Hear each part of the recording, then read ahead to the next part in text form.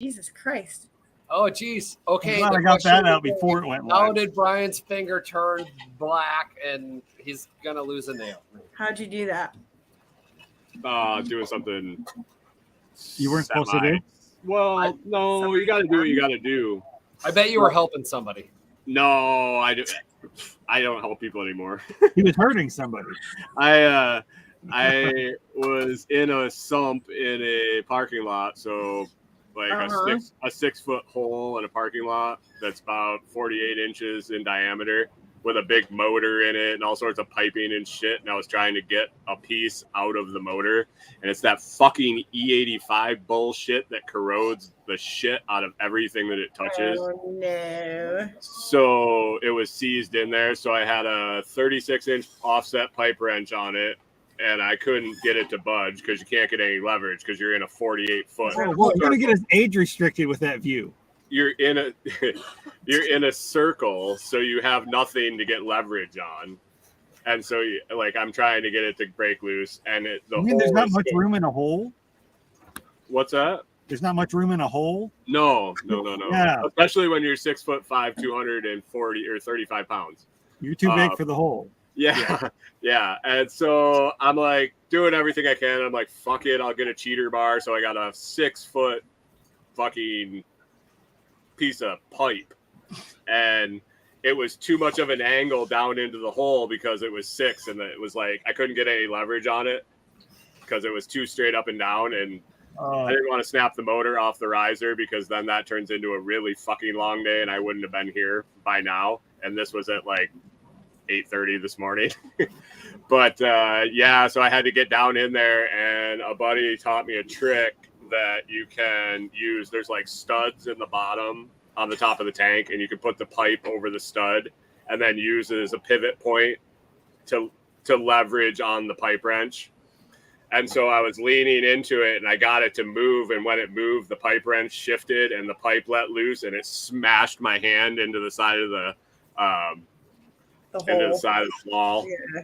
So don't lie. You got mad. You punched the wall. That's what happened. Mine's not that good. Mine's all healed already. You can't see it. Yeah. So I gotta burn a hole in it tonight because it's throbbing. Because you need to get it out of there. I'm gonna burn a hole in it, and I'm gonna film it for TikTok. Oh, nice. People are gonna freak out. You are gonna get that shit taken down so quick. I know. Why? It's a medical procedure. Right. Yeah, right. I looked it up on WebMD. Like, I had what's the best way to do it? I had the phone in a cradle one time, and I hit record on a fucking TikTok while I was going from one stop sign to the other. I had the shit taken down because it was dangerous activity because I was driving while I was filming it. Oh my god! I'm gonna take that shit down. Why do you think when I posted my martial arts shit up, I'm like, I said TikTok, this is a fake sword made of hopes and dreams. Don't take my shit down. You know, you gotta like fucking lie to them. Be like why do you? There are women who will post videos on there and they say fake body. You have to say you should trim your field with a 26-inch trimmer on a pallet. Yeah. It's not nail burning. I know nobody listens to this. I know nobody listens to this or watches it. Well, I mean, maybe somebody in our community, but nobody in my work community. So I gotta lay this out for you. Good. I thought you were gonna drop some kind of Hey, do it. I'm going for more ice. We had the over/under on the 28th. Fuck, he's gonna do the under. So on the 31st. So the Monday I'm gonna work. Tuesday I'm gonna go to work and I'm gonna go home sick early because that's the day we're pulling the trailer over the state forest. And then Wednesday I'm gonna call in sick. And then after the closing goes through, I'm gonna drive down to the shop and drop my stuff off. Just in case it falls through, I can still go back to work on Thursday because I was like, I was fucking sick. But the kicker to it is, I was gonna write an email. I was gonna compose an opus and email it to the whole company, like every employee. And then I was sitting there, I was ready to draft it. Like, I can really spin some shit up. What's that? I said, stop hedging your bets. I can shit on the boss's desk and be done. Okay, as an advocate. No. Check this out. So I was going to write this big spiel about all the bullshit that they do and all this shit, and just send it to everybody in the whole company, from the owner to the fucking janitor. All. And, so better able to reply all. Yeah. So I'm like. So I started to compose it. I'm like, yeah, this is bullshit. This is too much time. Like, I'm not doing this. So I'm just going to, that day, I'm going to be like, yo, you're a bunch of fucking douchebags. Like, and I'm wasting too much of my life being mad at you. I quit. What if they don't know? So I'm telling my buddy they this. know you sold your place and have a pot of money, but you keep coming to work. No, they don't. No, what if? I didn't tell anybody. You don't know.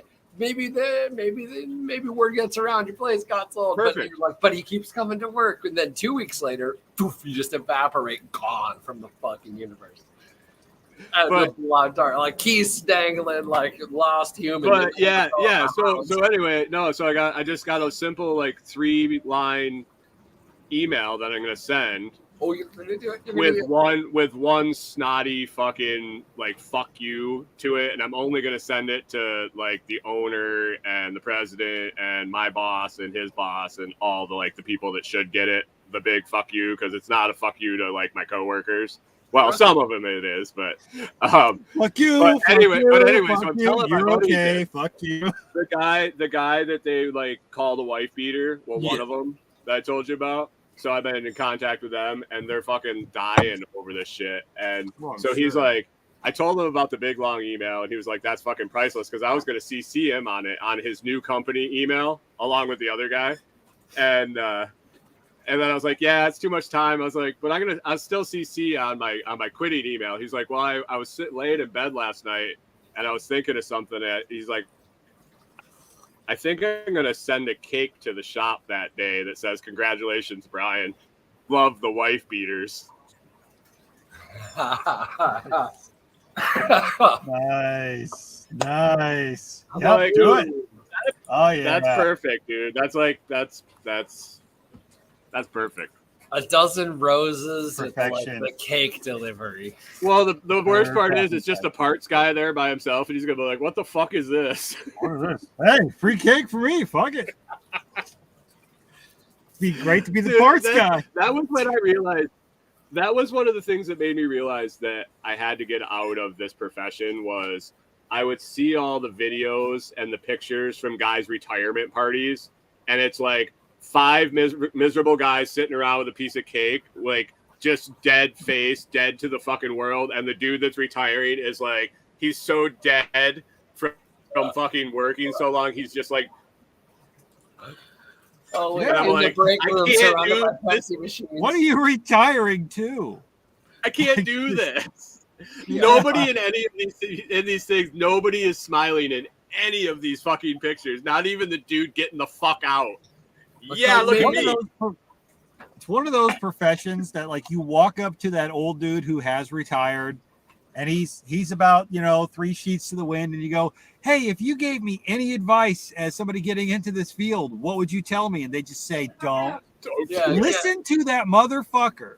Listen to that motherfucker, because nobody does. I mean, build this one back. To be true, the work is fun. But if you're with the wrong company, there's places where people are like my buddies that went to the other company, our competitor. They're extremely happy. Both of them have told me that they haven't had a bad day at work. There's fab shops and shit. I love what I do, but places that I've worked for have ruined that shit for me. I'm like, I could not enjoy my work there. I hated my life. Everything sucked. And I'm glad I went. So I moved on. I made an exit plan because I didn't want to find out if the grass was greener on the other side. So I said, I'm getting the fuck out and going to find my own pasture. Fuck this shit. Yeah. I'm a free range human being, motherfucker. Well, yeah. I mean, it took me. Fucking shit. I mean, even with 1 million degrees that I have, it took me. So I graduated law school in 2006, passed the bar on the first crack. It took me 1, 2, 3, 4. Wait, 1, 2, 3. Yeah, I'm on my 4th employer. It took me 4 and like 12 years to find one that didn't make me want to like just jump off a building. Like, keep searching. Yeah, and like I mean, it's very possible in my industry that I could have never found one. Like there's lawyers that retire that are like, "Yep, my whole life sucked. Bye." I made a lot of money, and my life still sucks ass. So I'm super I know lucky. a lawyer that's had a pretty kick-ass life. He never got married, and he has like 57 Harleys, and he was the like city attorney for a town of like 10,000 people. I have an awesome friend like that. Long hair. He's a fucking. He's like he's a hunter. Mercedes guy, and he buys these random. He's always like, and I was at this car premiere in Germany and drove it on the Autobahn. Like he's so fun. Like, but it's like from our group of friends that graduated, it's him and me, and like I send all our intellectual property work to him, because we're friends, right? So like 10 of you guys, how many are still lawyers 12 years later? I mean, we're all still lawyers, but only 2 of us are happy that I know of. Only 2 are practicing. Well, only 2 are happy. Happy. The rest of them are practicing because they have to pay their student loans. I understand it takes the right kind of person, but if I had to be a lawyer, I would hate every moment of my life. I'm not built like a lawyer. I hated everything until I went in house. No, you could find like little nichey things. Like lawyers need dudes that can go like count cattle, but only certain cattle count, and they don't fucking know. But you gotta have a law degree because you gotta know what. Yeah, I don't know. There's crazy. That's how I got my lawyer job. Like I was trying to be in construction. I was trying to be a music lawyer, and there were no jobs in music. And like everybody wants to be the music lawyer, right? I want to be the lawyer for the Yankees or the Dead. Well, I had worked your own like. I work commercials. Like I want to see some shit on TV where it just has your face, and it's like, no. God, has the government had the audacity to exist? Call the agorist attorney. Call me. We're here for you. No, I graduated in 2006 right after Napster. I had a job at a record label, and they laid everybody off. Like I was working at Warner Music. So were they just freaked out? Like Napster's gonna kill us. It did kill them. It was like I think it started in 2006 or 5, and they had like 5 straight years of losses, and they like laid a bunch of people off, and they were like, "Oh my God, we're so sorry that you've worked here for 2 years as an intern. We don't have any money." And so I had to scramble, and then I ended up in construction because I know construction. That was the whole intern thing too. It was. Work hard. I got units for it, so. Right. If you're getting credits too, whatever. I got units, and I literally got to hang out in like the Warner Brothers campus for like 2 years, and like it was total. I mean, we worked from like 10 to 2. Like it was great. Oh, yeah. It was school. That is work. That is. Yeah, I got units for it. I learned how to write record deals. Oh, yeah. Pennsylvania had, if you were on your way to business school, you could work 11th and 12th grade for a few credit hours. So, like, a waiter, and I was getting credits out early, and I get to make money serving drinks. Okay. Start.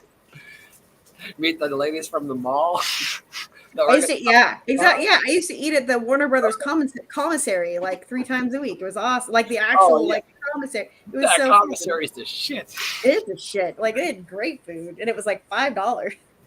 I got in. I did one deal with some movie dudes who got. They provided coffee on a few sets, so they would like have extra runs done so they could keep the bags.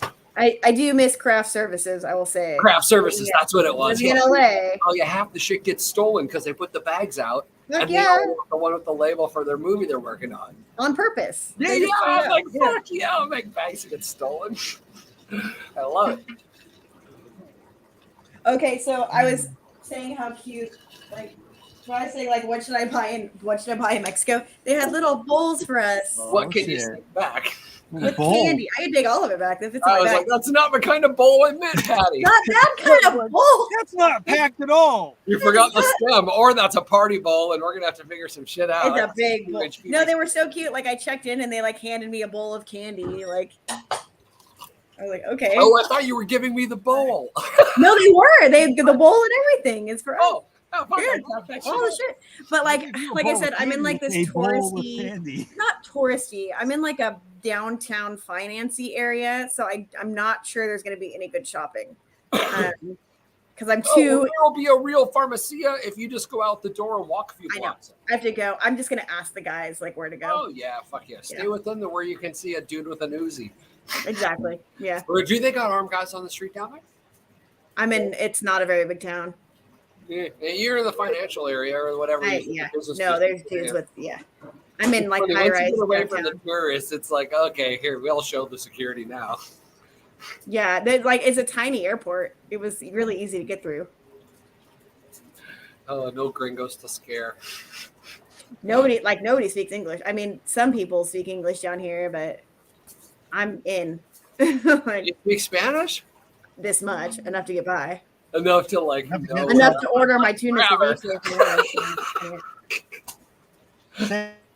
Yo quiero Taco Bell, El Grande Burrito, mucho el baño por favor. Vente.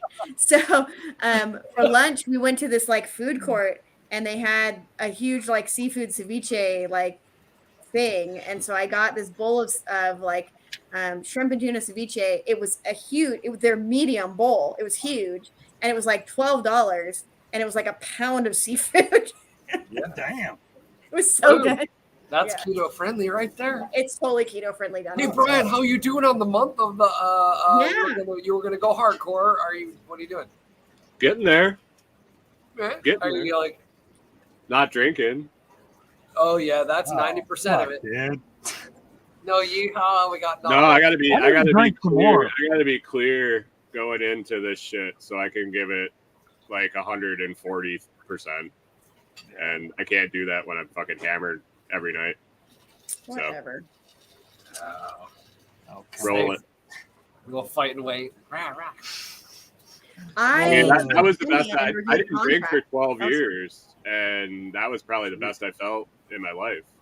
So I don't know why I started again. Because it's fucking everywhere. It made sense, It made sense.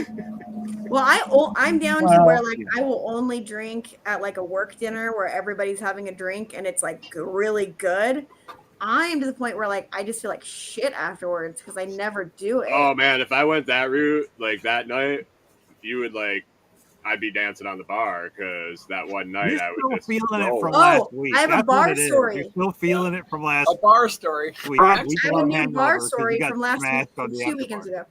So I'm in downtown Dallas with a bunch of like freedom-minded lawyer moms, right?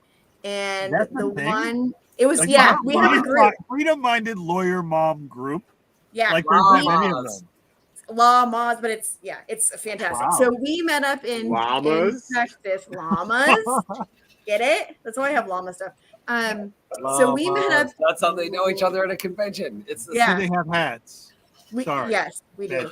Llamas with hats. If you don't know, an actual llama. Okay. So you were at the swankety bar. So we're in Dallas. So we were supposed to have dinner at some like steakhouse. She forgot to make the reservation, so it was booked up. So she makes a different reservation. I was not supervising. She makes a reservation at this place called Lit Kitchen. Lit Kitchen. Well, I got my hopes up. I walk in and it's like a club, and I'm like, yeah, this that shit kind is of not lit. So then it was one of those places where like, oh, you guys are cute. We're sending you shots, right? So they send shots. And nobody will take the shot because I'm like the LA person and nobody else wants to do. So I take the shot. I swear to God, it was like fruit juice. I was like, I don't know what this is, but it's water. So I had like 3.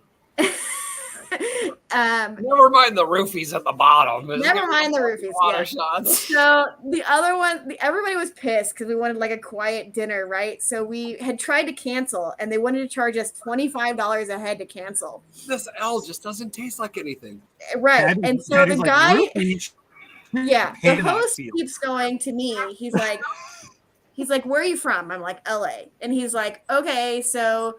It's like Lit Kitchen, like it's lit. And I said, no, that shit's illegal in Dallas. You can't even be lit. I'm very disappointed in you. And he's like, what? I said, where is Snoop? You pulled the mom card. I'm very disappointed in you. I'm like, I'm disappointed. I was supposed to get lit. I'm not mad. I'm disappointed. I'm disappointed because how am I going to get lit now? It was just performance is subpar. Listen. So it was so disappointing. It was the most pretentious place I've been in ever, and all of I'll that show is you the other side of Dallas. It was clearly. That's what you're expecting. Coming to Dallas is not exactly like the hub of getting lit. No, that was there are places, but you got to be a local and know. It was not good. Like it was not good. Club, but then haven't you ever watched the show Dallas? My mom watched that shit every Thursday or Friday night for like 6 years. No, but I will tell you the rodeo. I only watch Walker, Texas Rangers, sir. Like Yellowstone from Montana. No, but so the rodeo was about who shot JR? Minutes. I know. The rodeo was like 40 minutes past Jack's place, so past where he is. So that was great. It was a great little rodeo. We had a really good time. Little rodeo. You went to like the rodeo. You do like the figure eight race, like the car. It was a great little rodeo. Somebody from California.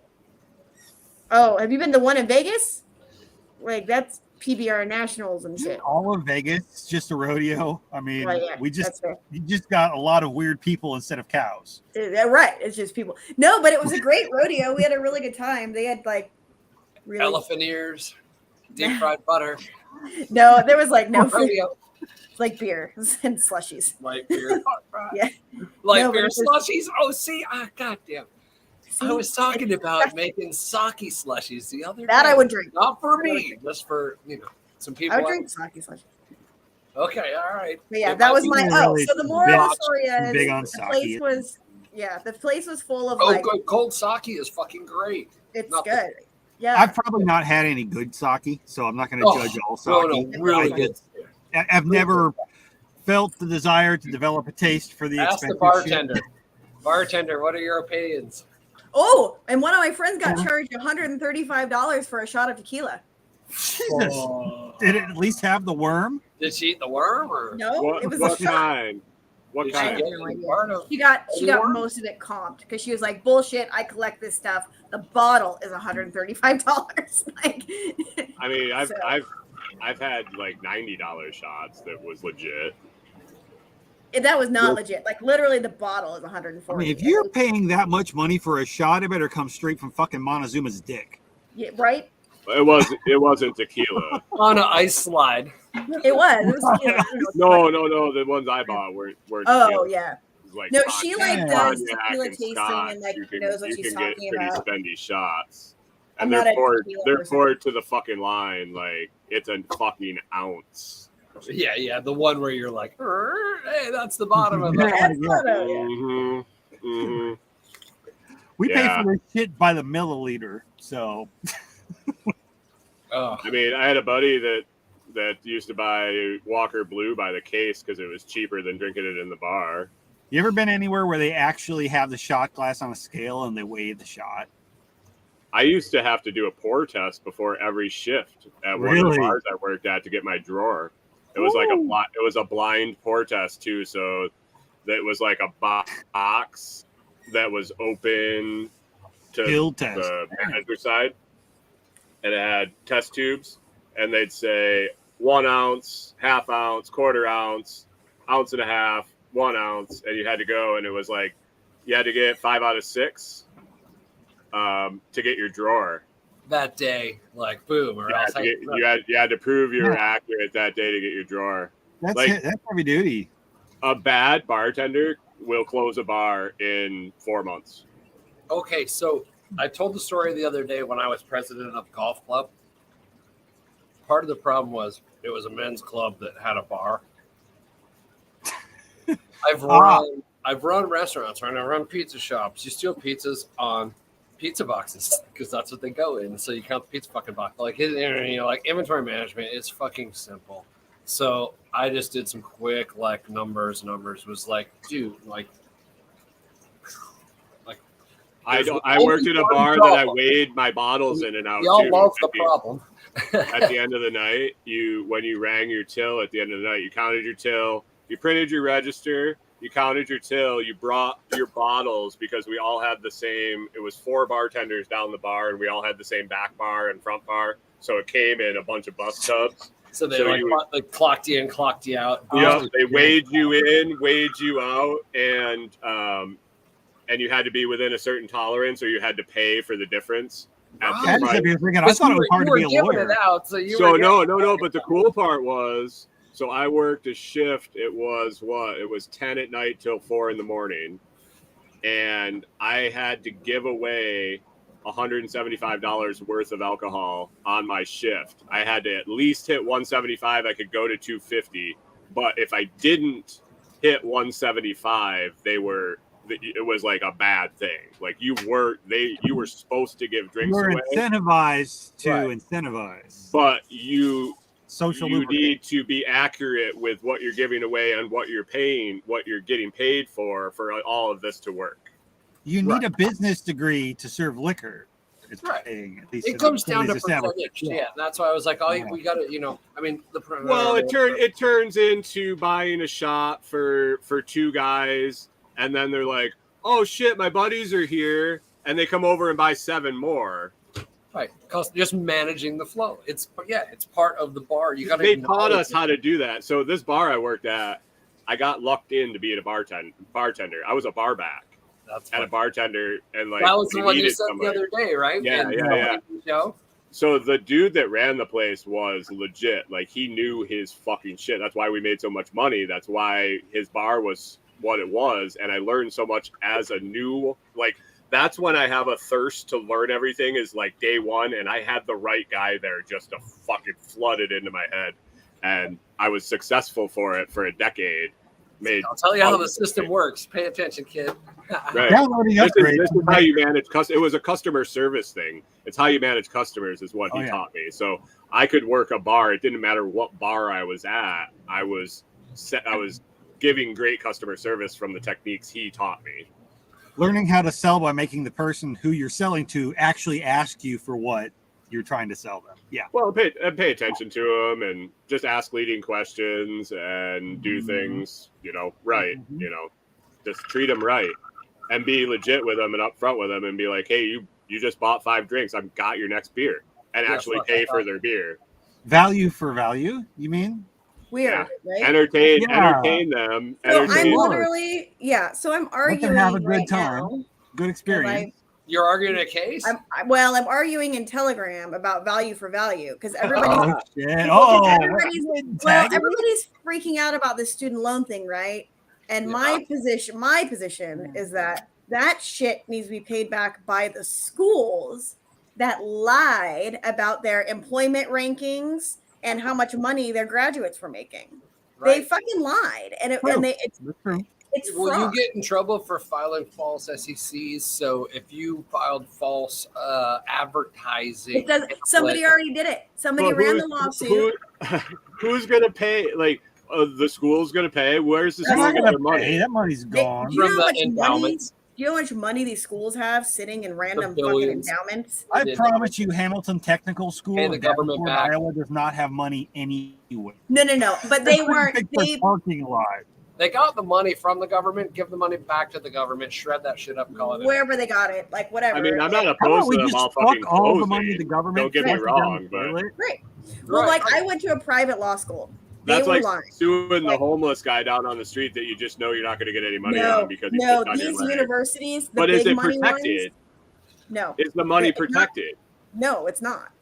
You ever get to that point? You feel like as a society we've gotten to that point where you just need to reach down and hit that reset button on the whole because it's too far gone. Yeah. It don't matter. You guys this committed motherfucker fraud. can pay that motherfucker back and the government and whoever. It's not going to fix anything unless we just say, fuck it all. You have what you have now.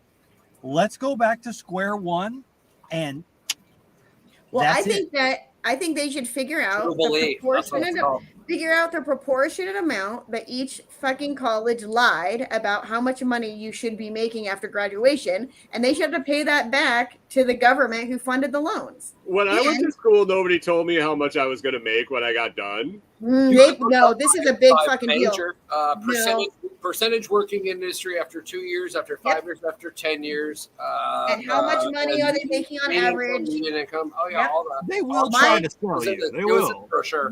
It's published in U.S. News school rankings. They all aggregate their data every year, and that's what people base what school they go to on. But they also don't realize that's but average. what percentage of students are we talking? Are you talking about the ones that... They said 90% were making more than $100,000 after 6 months. It was a dead ass lie. No. I'm saying how many students that are going to get forbearance on their student loan actually knew the statistics that you're quoting that is going to be the basis of all schools paying all loans back? Well, it's also what the available loans were based on. So, like the government, I got student loans, and I did not give a fuck about the That's what I'm saying. When I went to school. Yeah, nobody I went to school with did either. And there were 40,000 people at my school, and I'll guarantee you, none of them. It's also what the banks base the availability of funds on. So, like, if those numbers didn't exist, there wouldn't be any loans. And so the numbers were out there. Non-defaultable because you weren't supposed to spend it. If the loans weren't available, there wouldn't be any loans. If you had to actually have credit to get a loan. Put it this way, from the perspective of somebody that owes a lot on student loans, yet still that I'm like, I don't know if I'll ever get it paid off or not. Honestly, the way things are. 12 years, I went to school for electronic engineering. Right? I went but it's fraud, right? But didn't they make student loans illegal from private banks? You have to. No, they didn't. Wow. I thought they had to be government now. So the way they did it, it's so fucked up. The government caps how much they'll give you, and anything past that, the government has to approve, but it has to come from a private lender. It's both, right? Can you take a personal loan and pay for school with it? You could, but it's good luck. But these are student loans. These are private student loans that cannot be discharged in bankruptcy, and the government will fuck you up to get them. Yeah. See, my thing is, did you hear Jack going off about Excelis again? I think it was today. I didn't hear it. What happened? It was just he's great about it was so good. The cost of shit is going to zero. Like it really is. It's like Excelis is $80 a fucking month. If you can put in 1 hour to watch a video and make free, one comment. What did he say? How many schools did he say is actually using it? Like the teachers sitting in the fucking corner? It is. Well, last year they haven't updated the graphics. It was 6,600. Yeah, Hawaii used it, adopted it as their official the curriculum already. That was a year and a half. That was a year ago. Yeah. Okay, so my whole student loan point anyway. Show when my kid works on it by the 15-minute increment, 24 hours a day. Like she works between 2 a.m. and 4 a.m. the best. Like she fucking games and then does that and then crashes, whatever. I don't know. She gets 8 hours of work done 2 hours. 2 a.m. Perfect. No, that's awesome. But you can you can see everything. You can see like attempts at tests. If you don't like your outcome, you got to do the class again, then you can take it again. So if you're persnickety about having a certain grade point, you can have whatever grade point you want as long as you're willing to do the work. See, that's like totally transparent. And that's like my big beef on student loans, right? Like you can't, it's fraud. $80 a month. Fraud's illegal, right? So treat it like fraud. It's illegal if you don't make enough money on it, Nobody gives a fuck where your degree's from. All those headhunter positions just say that you have a degree. So if you go to Excelis, if you're in any STEM, boom, free ride to the National Science Academy for free. Yeah. You can't pay to go there, but like 95% straight through if you want to go. If you that's what I'm going to do. Well, what the fuck? I might even do it college. So your $80 a month high school gets you into any college. Yeah. So what I've been telling people too, if they're like what I have, like I'm sending mine to school, but I might also do Excelis. Like, do both. You should do it at the same time, and you should let him do his Excelis however he fucking wants, because you've got $80 to dump onto it. That's right. Exactly. And I bet you, in a year, if you pay for it for a year, he will be 3 grades ahead in Excelis. He'll be in like 7th grade, and now you're going to be like having to tell him why he has to play with dummies. Yep. Oh, I already have that. He tested. I want to be there for that conversation. He tested like it. He took the like whatever gifted testing and got like a 99% or some shit. You could probably put limits on it by limiting your router, right, to him. Oh, yeah. You could throw the gate open and let him school himself. Oh, God, I'm having flashbacks now. It could just be like, hey, I can get done with high school in like 4.5 months. Fine with me. Yeah. So growing up, I was homeschooled, and my mom, I forget the name of the place. She enrolled in, it was a hyper religious-y, very Christian program that was remote because she wanted me to have the accredited degree or the diploma that was from a real school. Looked like it was from a. Yeah, exactly. Because it was worried about me getting in college and all that fun shit, because back then that mattered. Nowadays, that's what I was going to say. Really seriously have your kids consider whether what they want to go into is worth all the debt and everything before they want to get into it, because really like it. Going to college is not necessarily the way to make a fuckload of money. I know people who make way more money than me that don't have any student loans and never fucking went that way. But doctor or lawyer, yeah, that's probably something to look at. Or just go with the intent to have fun, astrophysics engineer bullshit. Be real. Yes, but if you just like working on lawns, you probably don't need that fucking art degree because you feel like you have to be the first one in your family to go to college. A lot of people are in that boat and they have a lot of debt from it. But I actually went ahead and got a fucking GED in the state of Iowa because I had disagreements with my teachers that were doing the remote thing. It wasn't that I was behind. I felt like I was behind. I was 2 grades behind. And which was blowing my mind because by 8th grade, I had an above high school graduate reading level. I was way above everything else. I went and did this high school thing, and I thought I was dumb because I would submit shit and it would get sent back. Come to find out later on, it was all had a religious bent to it, and I would disagree with them theologically, and they would fail it not because of that. Math I was terrible in because I would get the right answers, but my brain doesn't work the way other people's does. So they didn't like the way the answer was right.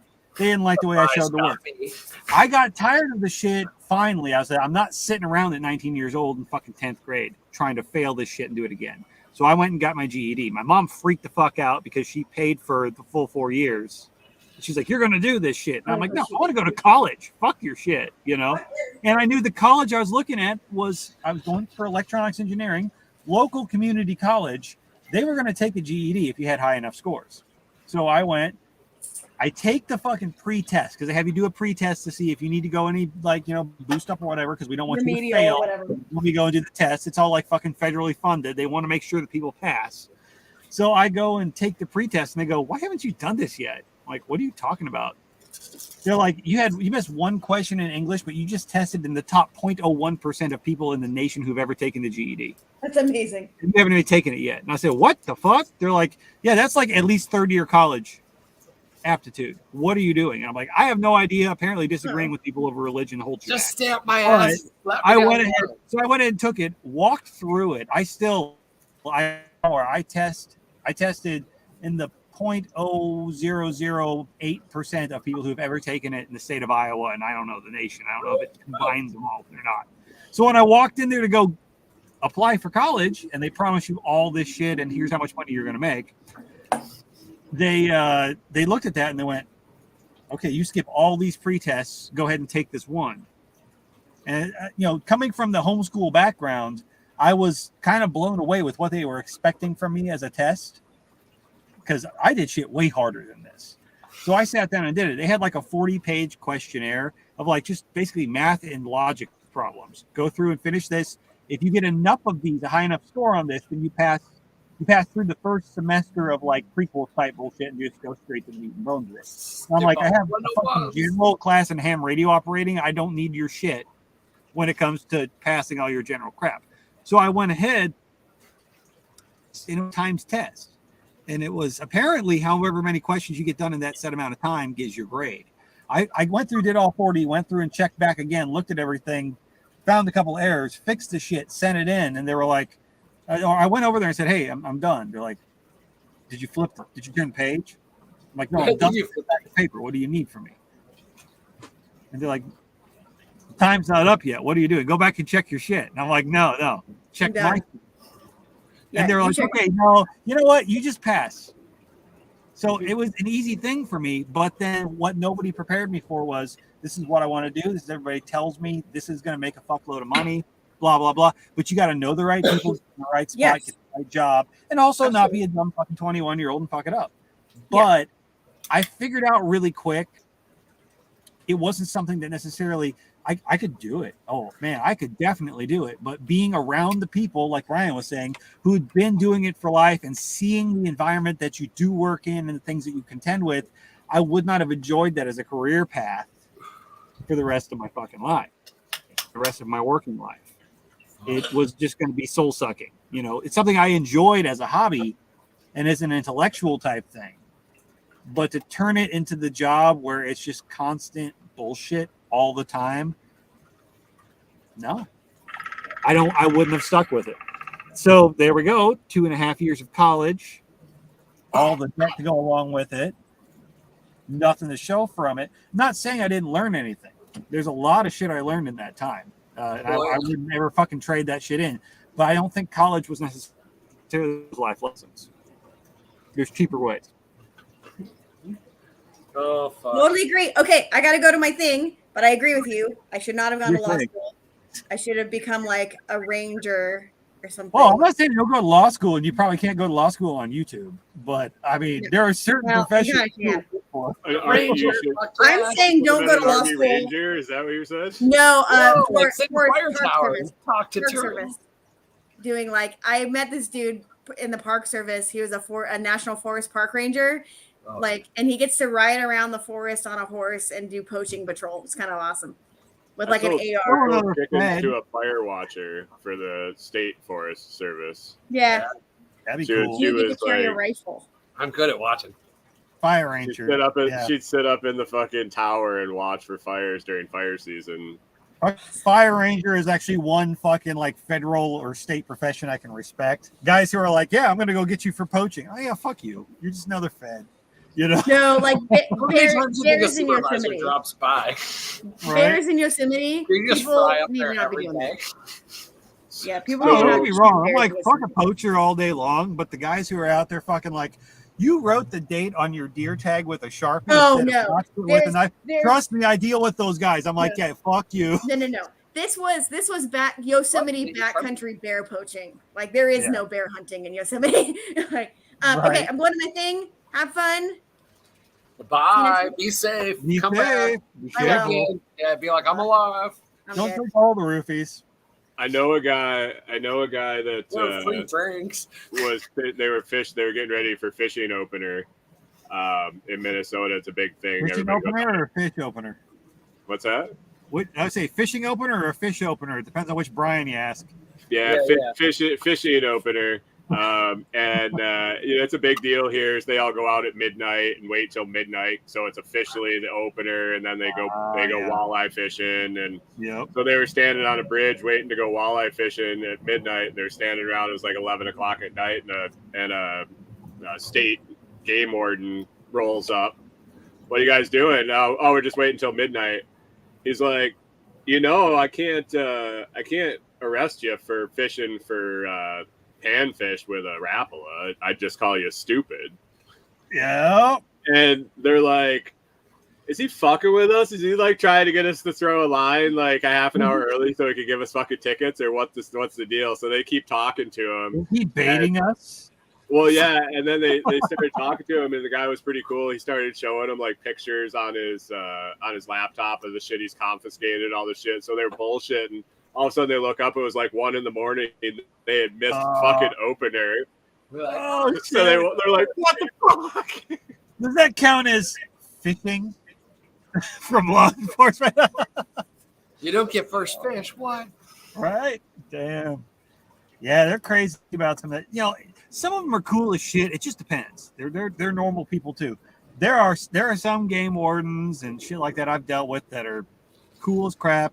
And if you're on the good side, great. Don't fuck with them. They probably have more power than local cops to begin with. Like, you can come in Texas, they can come into your house and search on suspicion you may have illegal meat. without a warrant.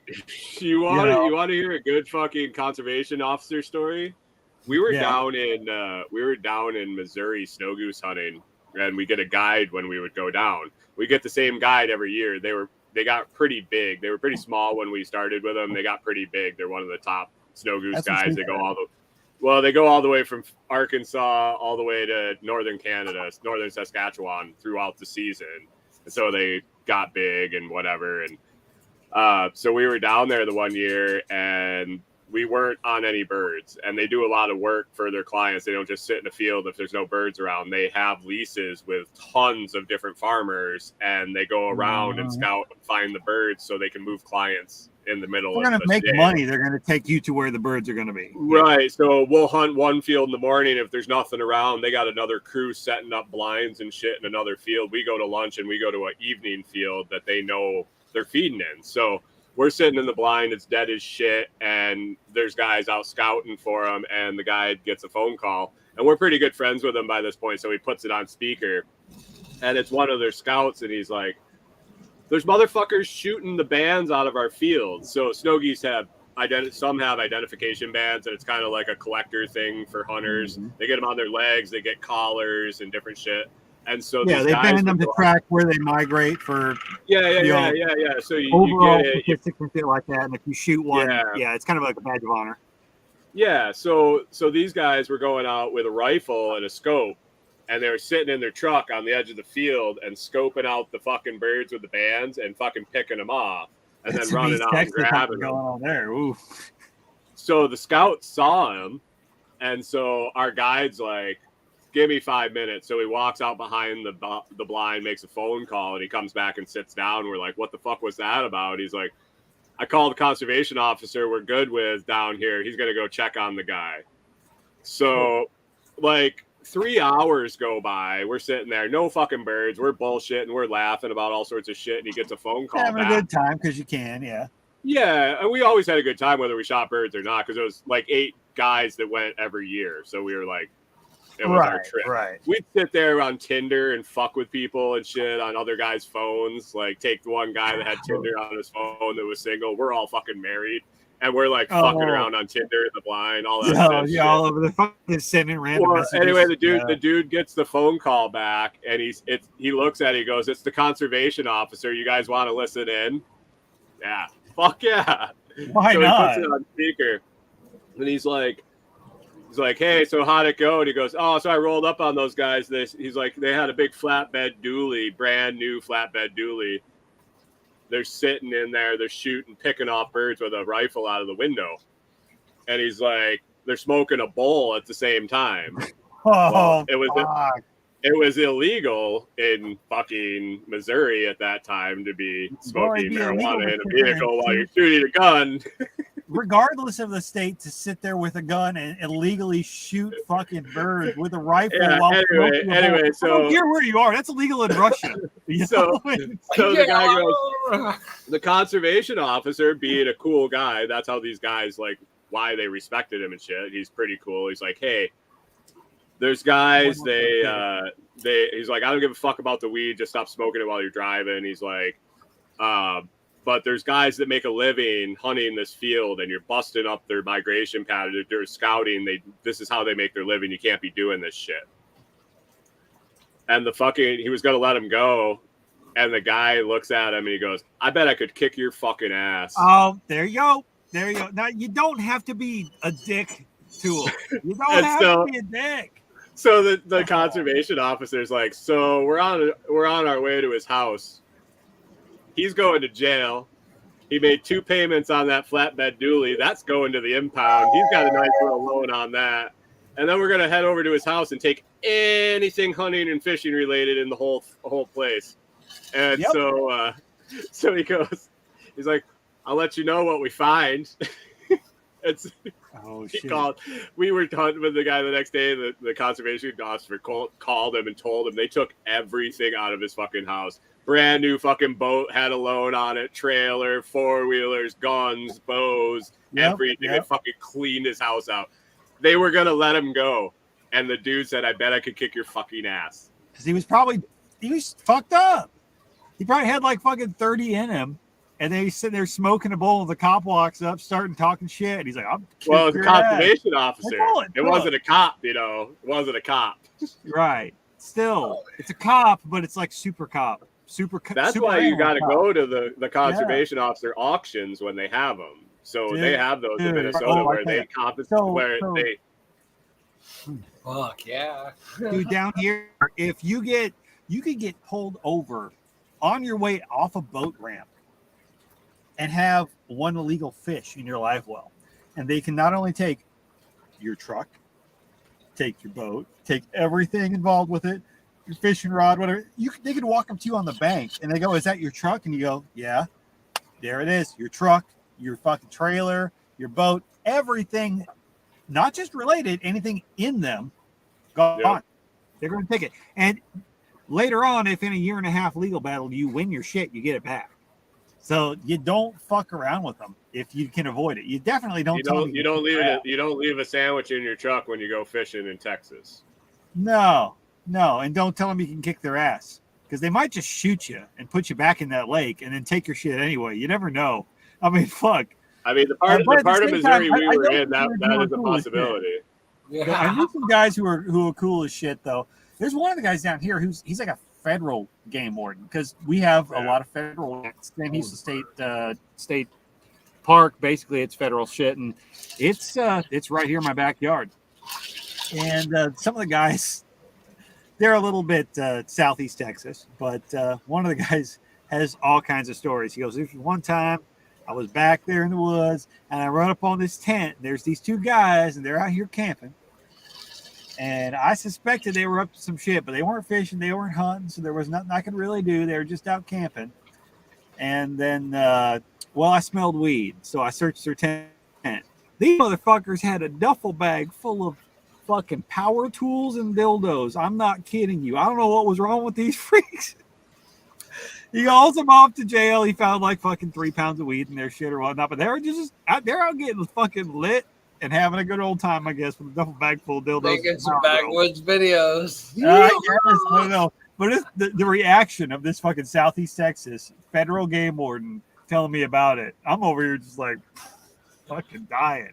He's telling all those stories about it. I'm like, I've got a federal official telling me about how he ran across a tent full of guys that had power drills and dildos in exactly that accent. Oh, dude. I don't know how you beat that. It's wild. Oh, wow. So yeah, hey, a mixer. Slight change of topic. Yeah. So Brian, what do you think about this whole idea about telling people about the whole Bitcoin Lightning thing? I just posted a TikTok video. Oh, is that what you were teasing earlier? A little bit. Yeah. Well, I did. I kind of said him like before. I did a voiceover right before I jumped on here, but I did like a screen capture of like walking through. Like I tipped Brian twice in like a 1.5-minute video with like 2 different notes. It's pretty fucking easy. I don't know why your iPhone was fucking up with it earlier. We'll figure that out. But there's that. But also, Brian and I are gonna maybe get the podcast thing going here together with the whole Lightning thing coming up here pretty soon. Probably be next month till we really see anything with it. We got to get our shit figured out and schedule wise. But got to get our shit in a bunch. Well, you're busy as shit right now with the house closing. I've been fucking working on shit. So. Yeah, we'll figure out a day and a time and probably do like a half an hour a week. And we're thinking each of us kind of take one thing from the week and talk about it. And then any questions we get that we see in like Lightning for Liberty or any other groups or shit like that, when people are asking questions, we can kind of keep track of them and try to address those at the end. Make it like a we know, or we might know who knows kind of thing. Yeah. Yeah. Try to find out the answer, have an answer prepared for the questions we're seeing. I mean, there's so many questions in Lightning for Liberty already that we have a backlog that we could just answer for people that haven't even started thinking about Lightning yet. Right. We're not trying to play to the people in that group. Blows my mind how much shit could be done with this stuff. And the more I dive in, the more I look at the tech side of it while I'm trying to like build shit out for websites, the crazier the ideas get. But at the same time, I also have to remember and think like, this is everyday fucking shit. Like if I want to send Scrambling some money for his C4 club for coffee, I can do that. I can just send him a payment. But if I want to send half a cent to Brian, because I'm like, that was a cool comment, I can fucking do that. And it blows my mind that I can do that. And there's so much potential there. But everybody sees it and they see either Bitcoin or a long string of code and go, what the fuck? It's confusing as shit. So try to bridge that gap. It's right, because it's scary for people who don't understand it. And everybody who has the answers for what the fuck's going on is speaking an entirely different language, maybe like 4 different coding languages to you. And you're like, I don't know what the fuck you just said, but I want to send money to my friend. How do I do it? So there's this intermediary area. I think there's a good spot for a podcast there. Jack's doing a lot of shit with the whole Bitcoin breakout, and that's awesome.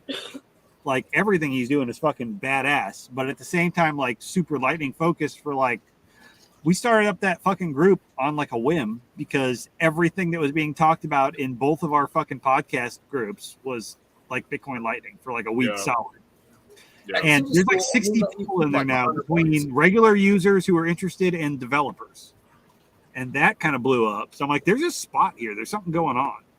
And then we kind of want to target maybe once a month or every other week, doing a, not necessarily an interview show, but bringing on somebody that's kind of in the know more, like a guy from one of the companies or one of the startups or a developer. Who's doing some serious also. Maybe it'd be great to have 2 people that were in a fight, like one week. But maybe like Corey or Corey asking questions and us translating the answers. So somebody that wants to listen to the podcast. Get like, or we could even have like an episode or 2 where we have somebody who's like really into this shit, the development, and somebody who's just a complete new user who just hasn't, and have them on with us and them like trying to explain these beginner answers, and then they're like kind of the redneck everyman type people who kind of are looking at the tech side, but at the same time still speak normal people, weighing in on it, going like, look, this might be what they're trying to say, or this might be. You gotta go 4 boxes and put them in the corners. I know enough where to plug in the code on WordPress, but writing the code. I have that mind for the tech shit. I can do it, but at the same time, I show up to people's houses and say, I'm here to animal today. So I get that. I'm that blue collar. But I can lay in bed and come up with 14 different ways I want to use Lightning tomorrow. Right, exactly. So it's like I live in that middle ground. Brian lives in that middle ground, and so maybe there's a space there to bring something to it, because there's so many people who are interested in the idea but have no idea where to go with it or how do I fucking use this shit, and everybody else is like, well, yeah, I mean, we could fucking code your social security number into a way that the government can never find it, and then you could send your grandma 14,000 sats.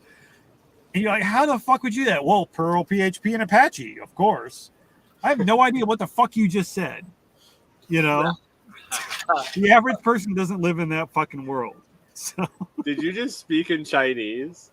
Yes, possibly. Off the rails there for a minute. It might be fucking like, I don't know, Dutch. Swedish. Oh fuck, dude. My head has been so fucked up from this shit the last week. I've been working on this website project, and fuck, dude. I used to be able to sit down and write like an HTML website on Notepad on like Windows 98, upload that shit with FTP, took 10 minutes, refresh 6 times, see this shit. Now it's all like WordPress, which is PHP and CSS and JavaScript and fucking HTML. Like, dude, HTML is not even what it used to be. So much shit that's deprecated now. I'm like, dude, I have to relearn 4 fucking languages to make one thing work. So I've been diving into that crap. But yeah, after a week, I can make half the idea I've had work. I took a semester of C++. Right? I was pretty decent with basic color. It was before computers. You just plugged it into your TV, and if you had like a program, you saved it on like a fucking audio cassette. Dude, I remember the first line I drew on Apple IIe. Dude, did you ever have program Pong and just felt like you were a god at that point? You're like, dude, I can make a fucking ball bounce between two lines. I said this on, I think it was Fireside last night. Did you ever have the Nintendo 64 and play GoldenEye 007? Yes. Oh, we used to sit in college dorm room and maybe smoke out of a tobacco pipe.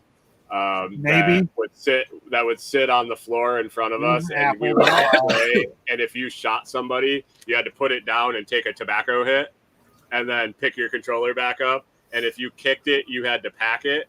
And the first person to kill 10 people won. So you literally took 10 rips of tobacco by the time you won the game. And you're just, yeah. And then we turned the paintball mode on. Yeah. So was it an apple or a Mountain Dew can?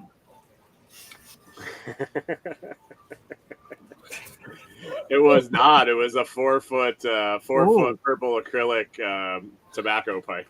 Oh, wow. Really? Wow. Nice. Oh, how many times did you have to sponge up the carpet? A lot. No, I lived with two engineering students, and we used to go to Home Depot and all the hardware stores and buy shit and make all our own stuff. Nice. Every Friday night, we'd go to the Home Depot and buy a whole bunch of shit and come back and put together. We'd design it over the week while we would have our sessions, and then you were those guys that when you walk around Home Depot trying to get your shit for that last minute project on Friday before you wrap up the weekend, stole that weird fucking park and no one would ever shit and giggling to each other, and you're like, what the fuck are these guys doing? Because they're everywhere. They're in every town. You're like, what are these guys doing? I'm trying to fucking buy some fucking 3/4 inch PVC pipe so I can fix this shit and not have to do it on a Saturday. And these guys are actually sitting here telling each other dick jokes while they're looking at fucking plumbing for the win. Oh yeah. We would do shit. So we would make it. We'd buy the supplies, and then we would make them throughout the week, and then that's what we used the next Friday. And then we would go shopping after we used them and get more supplies. And so we'd play different games. Like you would throw different supplies in your buddy's basket, and you could pick half the shit they had to use. And then we would make there was a certain limit. You had to have certain stuff to make it work. But cool. It was like playing engineering games. I was helping them with school. Right. Your assignment today is to go through the cashier line. Why do you think I'm such a good pipe fitter? Right. You have to go through the line with the cashier with a rope, rubbing alcohol, and not flinch when she looks at you funny. That's your assignment. My buddy come home on leave from the Navy, and I was working at a gas station, and he would come over and hang out with me, and he'd have money just to burn. I'd send him to the grocery store with a list of stuff to get, and I would tell him which cashier he had to go to, because we were in a small town, and I'd make him go in and be like, you gotta get dog treats, Vaseline, candle, and some bug spray. Oh, dog treats. You have to go buy a box of Milk Bone and a jar of peanut butter and say nothing while you check out. Oh yeah. Oh, I had him get some weird shit. That's what I'd sit around. When I knew is coming up, I'd sit around there at work at the gas station, fucking full service gas station. So I got to go out and pump gas and shit, doing frick. Oh yeah. Oh wow. That's fun. Yeah. Weird. I came full circle and I'm at this job now, huh? Right. Did you check the oil? Yeah, dude. I saw more titties in that job than any other. Well, yeah, probably more than bartending even. Wow. On the clock. Yeah. Saw a lot of titties off the clock bartending, but wow. But no, yeah. You gotta interact with more bartending. So women, it was weird. It's almost like women, if they knew they weren't going to see the fucking young guy ever again, they were more than willing to flash people. I wasn't sitting there going, show me tits. Of dick pic. Flashing was the female equivalent of dick pics. You're like, look, there's no repercussions for this. Nobody's ever going to see this shit. Nobody's ever going to care. So here you go. Ta-da. Except pulling their skirt up and shit. Oh, yeah. I'm like, Yeah, the first time. So I worked there a bunch of different times, and the first time I was like 16. All of the guys who don't look like a fucking 6'5" Viking. Well, that, yeah. So have I was pretty tall. While they're out there gassing up people's cars are jealous as fuck right now. Dude, I was like, I've been doing this for fucking 5 years and nobody showed me their tits. I can see no titties. I was like, I've been delivering pizzas. I haven't been invited in yet. God damn it. 16, I was pretty big, but I didn't have the beard. This man bun for nothing. But anyway, in the winter, so I got the job, and in the winter in New York, they use sand and salt and shit. So the sides of the cars are all fucking, dusty. Blame it on the salt. Okay. No, but listen to this. So our uniform was navy blue shirt, button down Dickie, like this type of work shirt, and then Dickies pants, like work pants, navy blue. So you'd go out and you're like washing a windshield, and she's in there and she's like doing this shit, and you're like washing the windshield. You're like. And you come into the shop, and all the old dudes that work in the shop are sitting in there. They look down at your pants, and you're like, "Yeah, she flashed it, did you?" You look down because you sprung fucking wood a little bit, and it rubbed against the side of the car. So, damn it, these pants they don't hide anything. Can I wear some blue jeans tomorrow? They put you in the little shorts with some like little jingle bells on the back for no reason. Oh man, it was awesome. Damn. I'm like, what the? Those hottie realtor ladies just keep getting their car filled up like every. So then I always carry. Then I just put my towel. 2 gallons. Why? I don't know. I just put a towel loop on my front belt loop and just hung a towel there from that point on to wipe the squeegee off and shit. Oh, it's the clipboard. It was perfect. What? I feel like that is actually probably why in like medieval times the cod piece developed. Everybody's like, well, look, he's out here trying to show off his junk and shit. I'm like, no, he's probably just trying to like hide the fact that he's seeing these women walk around with little bustiers and shit like that. He just don't want to fucking be like caught out. Everybody's got one of them things. Fuck, dude. You can't see if they all look like that. Oh, hey, yeah. What are you up to? Oh, welcome to the after party. If anybody's watching, shit. He pieced us out today. It's wild out here. He pawed the ending. Boom, boom. Yeah, I saw that. Old Scrappy said, "Hey, congratulations, Josh! On what? You won." I don't know. You had to be in by 1 p.m. He didn't send an email. He sent. Oh yeah, that's right. That's right. That's right. Everybody won or some shit, whatever. That's you got fine, fucked. Man. You got fucked because you didn't send the email. You sent a lightning tip. Dude, I sent him money and I got fucked. That's your problem. You didn't go to the website and use the contact us form. No, you're good, man. Dude, I'll send you for $14.95. No. The odds of me getting out to Seattle are low as shit. And if I was seriously trying to get in your contest, I would have sent you 16 lightning tips and 3 emails because I know Scrambling Tech Time is going to be interesting. Well, I did say you could make up emails, so I assumed make up emails, making up like 27 Gmail addresses and just like. Oh, dude. How much time do you think we have that many already? Do they sit around and make up email addresses to send to your ass? I have email addresses I've forgotten about. That's like, oh, that one. Yeah, okay, I'll send one from that too. You're gonna be like, dude, this guy sent me some shit from like fucking MySpace.com. What the hell? How do you even pull that off? I still laugh every time I send my mom an email. She's still got a Hotmail. Hotmail. No squirrels at AOL. Oh no! Oh, I know. Oh, yeah. How does he even I know somebody that has an email address that is like at hotmail.live.co.uk. I'm like, how the fuck do you even remember that shit? 3 murders back, 14 more companies back. I hate the UK if you got to put UK on the end of fucking every address. Shit. Yeah, or does it know you're there? And then they just who knows? The UK government might restrict you to certain domains. I don't know. I'm not fucking. Dude, I heard the other day. Did you know there is a license? You have to get licensed in the UK to watch TV. There is a television license to receive open broadcast. No, to have an antenna up and receive open broadcasted shit, you have to have a license to do it. and now they're into fucking cable. So you have to have a license. It's something like $12 a year to watch TV in the UK. And I saw somebody's like posted like pictures of like what they do in the UK, and they actually have signs up in the subway about like, you know, it's illegal not to fucking have a TV license. And they posted fucking pictures with like, we know there are 12 households on something street that don't have a TV license. Oh, like the nudge unit. I was like, here we give that shit away for free because it's programming. You make them pay for programming there. I mean, maybe it's not as this like fucking dystopian here as I thought. We don't have to pay to be programmed yet. I just don't have a TV, and then I don't have to worry about having the license. All right. Like, well, I have a TV, but I only ever fucking use it like to stream some shit maybe once a month. Like, why would I want that shit? Well, it's garbage. You can have a TV apparently there, but to actually watch anything on it, you have to have a license. Are you going to get a satellite, or what are you going to do for internet?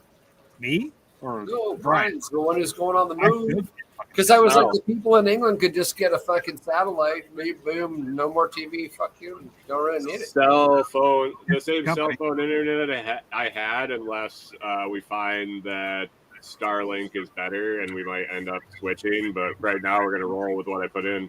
I know your shit's good where you're at, but then when you went down to LFTN and, you know, TheSquatchFEST, you were having a hell of a time in certain spots. So I think it's that's going to be key when we're looking for properties. Right. Well, I mean, you want to save money where you can too, but if you're going to be on the road a lot, it may be worth looking at something like satellite. I've been thinking about it, like getting the whole Starlink thing. But the coverage in Tennessee is just as shitty as the cell phone coverage. Is it really? For the satellite, or yeah. Was there anybody there with Starlink? I don't know. That's what I'm going to find out when I get down there. Yeah. There was at least one person at Float Fest with Starlink that was there, and they were giving out Wi-Fi shit. But for one, I was hardly on my phone because I was so fucking busy, which is irregular for me. Oh, they were giving out access to people? Well, but at the same somebody was giving out access. They had like their mobile like Starlink, and they were selling Wi-Fi. But I never needed to use anybody else's Wi-Fi because the year before was shit. This year it wasn't bad. Like they must have upgraded a cell phone tower, so I always had a data connection, and it probably would have mattered given I was there doing a bunch of shit if I was on my phone a bunch. But I like hardly even checked my phone like once every day and a half while I was there because I was so fucking slammed the whole time. So I didn't really even notice. You know, like when I got around to checking my phone, I had so many messages. I was never like, let me connect and see if I've got more shit. But I always had 2 or 3 bars. Are we trying? I have no idea. I don't know how next year's going to go. I don't know. I'm supposed to get $1,000 fucking NFT for all the shit I promoted. Who knows? They said they were going to check that shit in August. I'm going to wait till like the fucking 31st. It's like Alex and Otis to be like, hey, look, here's screenshots of what you said. Where's my shit? Send it to Alex and fucking CC Aaron. See what happens. It's just an NFT. When I asked, they said fucking August, and I was like, dude, I'm literally 20,000 points ahead of everybody else. Don't promise $1,000 NFT if you're not going to come through. I am not greedy and I'm not a dick, but I'll tell you what, if you promise that shit and I fucking go out of my way to promote your shit, and I clearly won that crap, and then you drag your ass and fucking hope I forget. Is the promotional period done? Sorry, you broke up. What's up? Is the promotional period done, or is it still they had that event app that they hooked up with, and right. I never downloaded it. Right. I know you didn't, but there was a bunch of shit going on in the background there. But I got in there and did a bunch of fucking promotion and shit, and kept it active, got it going. I was like, we had like a leaderboard. They said head of the leaderboard gets whatever NFT it's worth $1,000. Cool. Gotcha. Whatever. Just a little fucking thumbs up on my fucking float profile. That's really all it is. But hey, $1,000 NFT, cool. I did it. There was one guy who was kind of like competitive with me. We went back and forth, and like I ended up smoking him right before it. And he was we ended up having a couple of beers and barbecuing and hanging out, Float Fest 2 or 3 nights. And if they ever get he's cool as shit, he's like, dude, I ain't gonna touch your shit. You won that thing. It could be worth $1,000 if they ever get it worked out, because it was one of the badges or the planks, right? Yeah, I don't know. Well, nobody's done shit with it, considering they didn't want to release their little tokens until like October now, or whatever. It's okay. Whatever. It's a token, and it's a shit coin. I don't care. But if you will post anything, I tried to sort of post if it never grows, and if it's to the point where it's actually worth something, then sure. I mean, I've got that value in that system, and whether I do or not, you said you're going to make this thing. It doesn't actually cost you anything to fucking click the button. If it does, it's like $2, whatever. There you are. So we'll see. I don't know. I'm not going to sit there and cry about it, but the last I heard anything, they said August. I asked, like, I think end of April. I'm like, is that ever?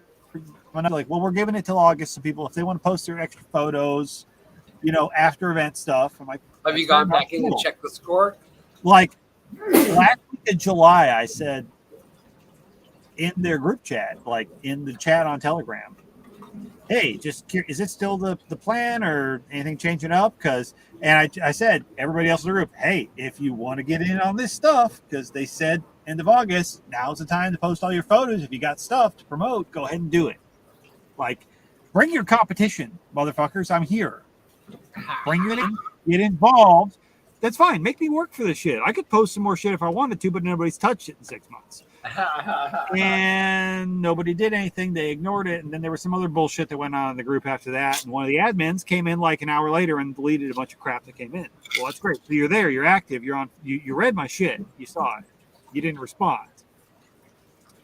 So I'm like, all right, that's fine. I'm not going to ask again. They said August. Well, I'm like, I don't know when August. So end of August, I'm going to send a message. Be like, so what's the fuck up? What's the fuck up? 24th? Come on. Because I got screenshots of it all. I mean, I got something going on the 31st too. You do? Really? Yeah. A big thing? It's D-Day. Dude, it's a whole lot more important than a fucking $1,000 NFT that probably is not worth anything. Is the 31st? Yeah. 9/13. 9/13. Guess who might be in too? Who? Toolman. Oh, Toolman would be great. He loves book club stuff. Yeah, so he's gonna, the time is tough. You're going to do it at the same time, noon. Whatever. We can pre-record it or any. If so are you recording it, or are you reading it, or are you just doing a book club? I started laying down audio tracks for it. I know you did.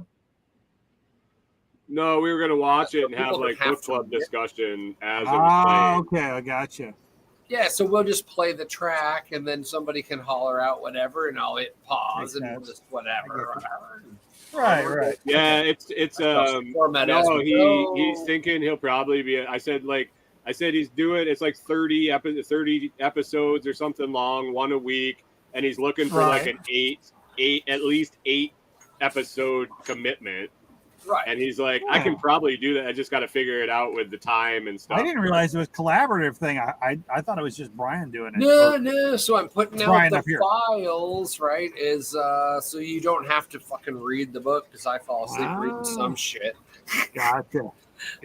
Whatever. You can grab it if you want. But yeah. Whoever. I've never read it. Is it what? I mean, I'm planning on probably reading it with my coffee in the morning, sitting outside on a meditation stool.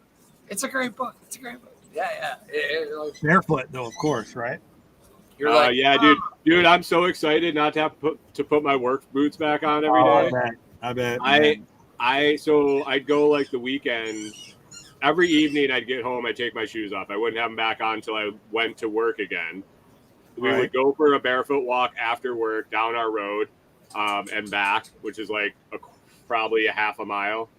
And then sit outside and barefoot. And then I'd put them back on the next day and I'd come home. My back would be tired and my shoulders are rolled forward. I'd walk down the road and my shoulders would literally pop because my posture was coming back from walking on my fucking bare feet. And then... Yeah, so then when I would go for a weekend, like 2 days, Mondays were just horrific. Driving that fucking van and wearing work boots I can't wait to not do it. It's rough, man. It's rough when you got to do it. And I walk miles a day. Like so like when I work on a motor, so you got to think it's usually on the far side of the parking lot is where the tanks are. and then the electrical panel is on the back side of the building. Right. So every time I need to turn a breaker on to test something, I got to walk back there, turn it on, walk back, test it, walk back, turn it off, walk back, test it. I do this all fucking day and then get in a van and drive fucking an hour and a half and go do that again at a new site. And the driving is twice as hard on your posture and everything. You think they would send you a dude out, like minimum wage with the walkie-fucking talkie? That's what I use trainees for. I look at my calls and I'm like, dude, that's a runner. That's a fucking runner, or that's like something I don't want to fucking do. I'm like, yo, I need help. You might as well sell one of the trainees. They're just learning. They should learn how to do this. They should learn how to run and forth back to the back room and back. Yeah. Yep. I walk back there. I show them. I'm like, this breaker right here, I will call you, and you do not touch that unless you're on the phone with me, okay? Cool? Back in my day, I had to be the Yeah, wait, you're down in the hole. And you got a trainee at the breaker, and you're trusting that shit. Okay. I said, you do not put your finger on that breaker switch unless I am on the phone with you. And then I still used my meter and made sure it was fucking wasn't hot every time I touched it. Oh yeah. And when I tell you go ahead, you have to read back the code words. Do you understand? Yeah. Remember the And code? you'll know it's Write me, it down. Because I gotta call, let it ring twice, hang up. I'm gonna call back, let it ring once, hang up, and then I'm gonna call, answer it on the third, and give me the code word. Unless I send you 3 texts sequentially before I call you, and I say Pineapple 47 on the phone, it was not me. Do not blow us both up. Yeah. Do not blow us both up. Do not flip the switch.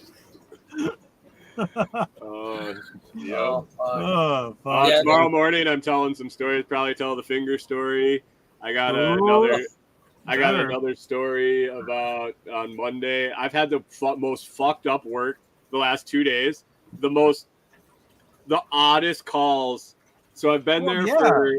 Did it involve power tools and dildos? No. Check this shit out. Like these calls. My first call on Monday morning or Tuesday morning, because I had 4 days off and I go back and I'm like all psyched. What's that? I'm all psyched. I'm like 4 days this week, 2 days the next week. I'm fucking golden. I'm gonna coast it out. I've looked at my schedule. I refreshed on Tuesday morning. I looked at my whole week schedule. It's already put out. I'm like, all right, I'll have them shuffle this around a little bit, but this isn't bad work. Like this is pretty coast it. I can do this shit. So I go to the first call on fucking Tuesday morning, and I get there, and I was like, so what's going on? And somebody had been there from our company on Sunday night as after hours, and it didn't get fixed. Needed somebody to go back, so I go back, and I'm like, I didn't really understand. The dude's like kind of a mess and can't fucking write English very clearly, so it's hard reading his notes and knowing what the fuck he did. So I just kind of went. I know the employees there go there all the time. Yeah, well, no. I think it's more of a he likes to go fast issue.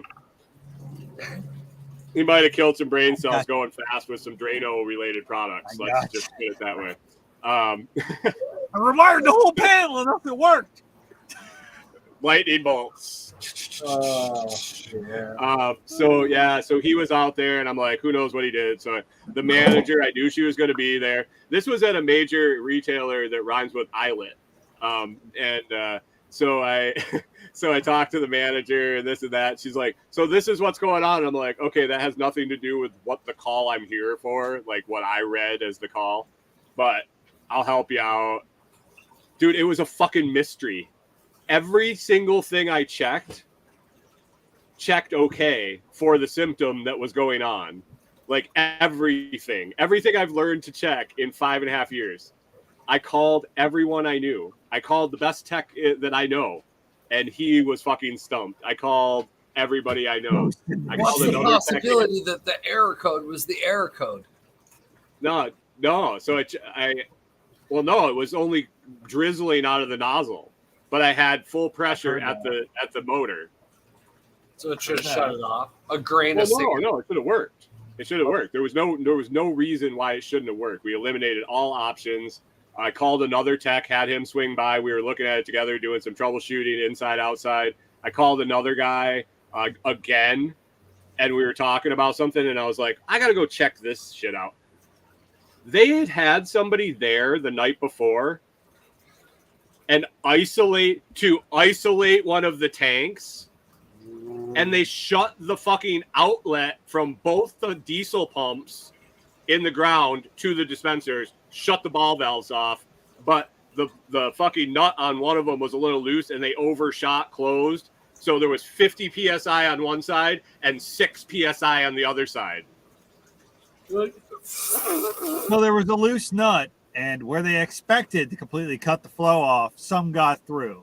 Yeah. And that's how they ended up with 8 TL support. Actually, it was I was on site for 6 hours. The other guy was on site for 3 hours. So that's what 9 hours of service time plus a rollout fee of like probably $135. We bill out at $115 an hour because they sent somebody out to do something that he didn't know what the fuck he was doing. And how many diesel sales did they lose between like Sunday night and fucking Tuesday because they had 6 gallons an hour instead of 30? Probably talking about $250,000 in lost sales, roughly. People probably just said fuck it and walked away after the first 2-3. Oh, I would. Fuck, dude. Yeah. $40 go instead of $300, $1,000 go. There's a station not far from where I live. Multiple times I pulled up, and there's one particular pump you go to get gas, and you can sit there and you can just count to 2 between every cent it counts. Yeah. And for like a 3-month period, it was like that. I'm wondering if it was a similar issue. Bad filter. No. This was for the whole station. Yeah, this was one pump, but yeah, that makes sense. There's issues. I could probably walk them through fixing it over the fucking phone. I bet you could. I'm wondering if I want to do some consulting. The next time I have a problem with Adid or whoever the fuck runs Papa Keith's, I'll send them your way. Dude, if you did over the air live FaceTime, like you have to have a FaceTime phone, go out to your pump and you have to be live. Not everyone uses Apple, Brian. You know what? The store owners have enough to buy a $99 old iPhone. I don't have a fucking iPhone. I can afford an iPhone. I just whatever. Don't want one. There's a difference. So God damn. You just make them video look at the chat. price of Android phones. Shit, dude, a good one costs way more than a shit ass Apple. If you charge them $100 an hour and you make them sign a hold harmless, like you cannot fucking sue me. I am only a consultant. That's it, and get a bunch of insurance too. But then fucking charge $100 an hour because you're no truck fee. And if you're like literally reset that fucking button. Here's the secret code. Now that wink, left, pound, star, that makes it all reset. Nobody knows that shit. That's what you pay for. Well, the worst part is, I could help a ton of owners because I look at the shit they call us out for, and that shit they should know how to fix. Like they should have gotten that training when the equipment was installed. But literally I actually read the shit that comes in the boxes when I install something, and like the paperwork I sign when I fill out warranty stuff. And like, I literally sign something that says I showed the owner or the lead employee how to do this, and this. And you don't know how many times I go to a job to do something that was on that list. And the owner's like, I don't know how to run that fucking thing. I've never even touched it. But it's probably their third cousin that does run it compared to whoever opened the place. Yeah. Well, no, it goes, when it beeps, I call you guys. That's what I tell my employees. That's what everybody does. When it beeps, they call you guys.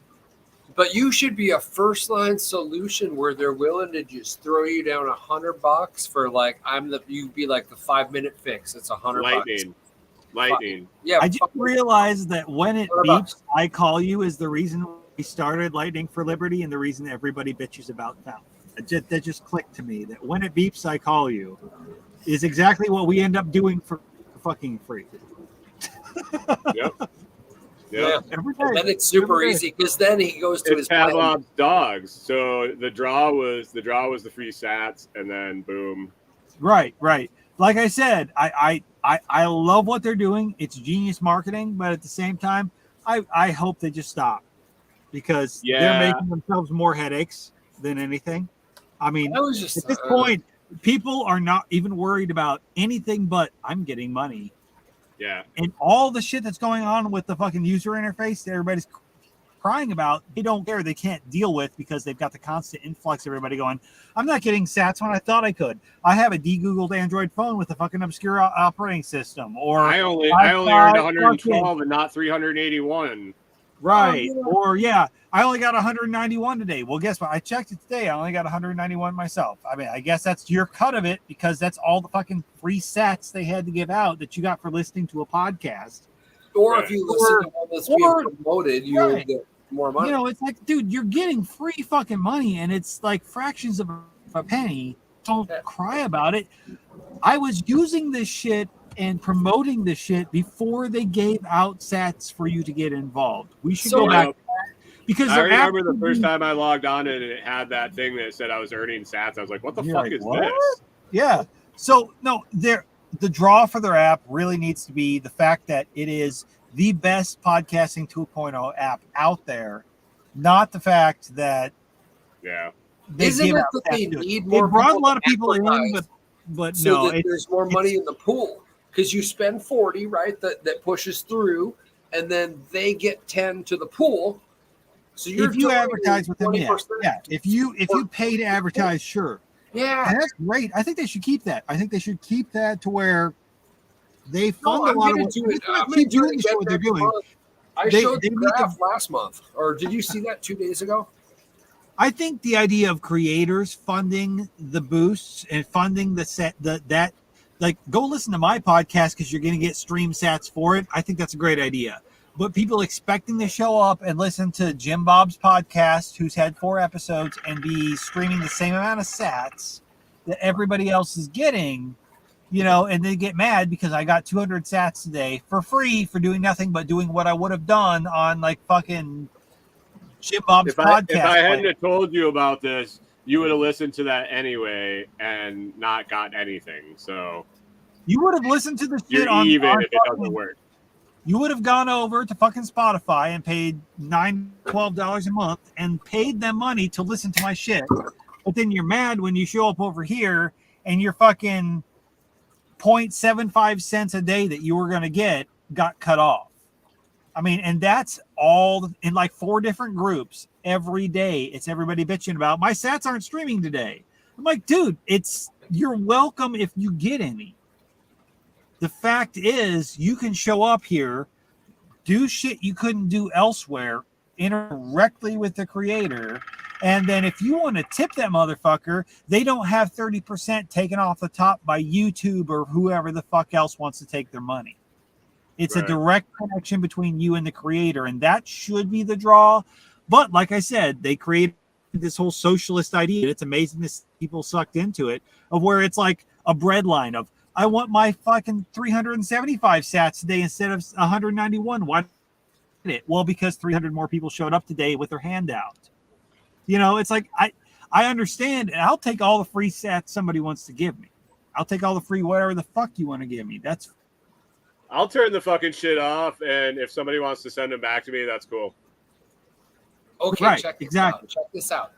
But at the same time, I'm not going to cry because 3/4 of a cent over my bank account while I was doing exactly what I was free on another fucking podcast player.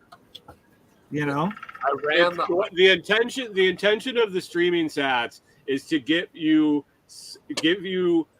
fodder to learn how to use the system for free. To be able to play with the functionality without blowing anything into it. So you earn a little bit, you give it back, you earn a little bit, you give it back, you learn how to do it, you didn't lose any money, it was free to you, all you did was do what you're doing already. And then you go, holy shit, I'm giving him a fucking nickel I found on the ground. How valuable is that? How much value am I giving the guy that I value when I'm just giving him shit that I picked up off the ground for free? Maybe I should put some money into this app and start supporting the creators that I like. Now I might have a fucking $20 a month fucking subscription to Patreon from that guy I saw on TikTok, and I don't think anything about it. But I jump over to Fountain, and I'm like, I don't know if I want to send that guy 5,000 sats. That sounds like a whole lot. I don't want to fucking fund this shit with my credit card, and we're talking about like $1.32. Yep. You know, exactly. It's like it's a skewed perspective, and it's.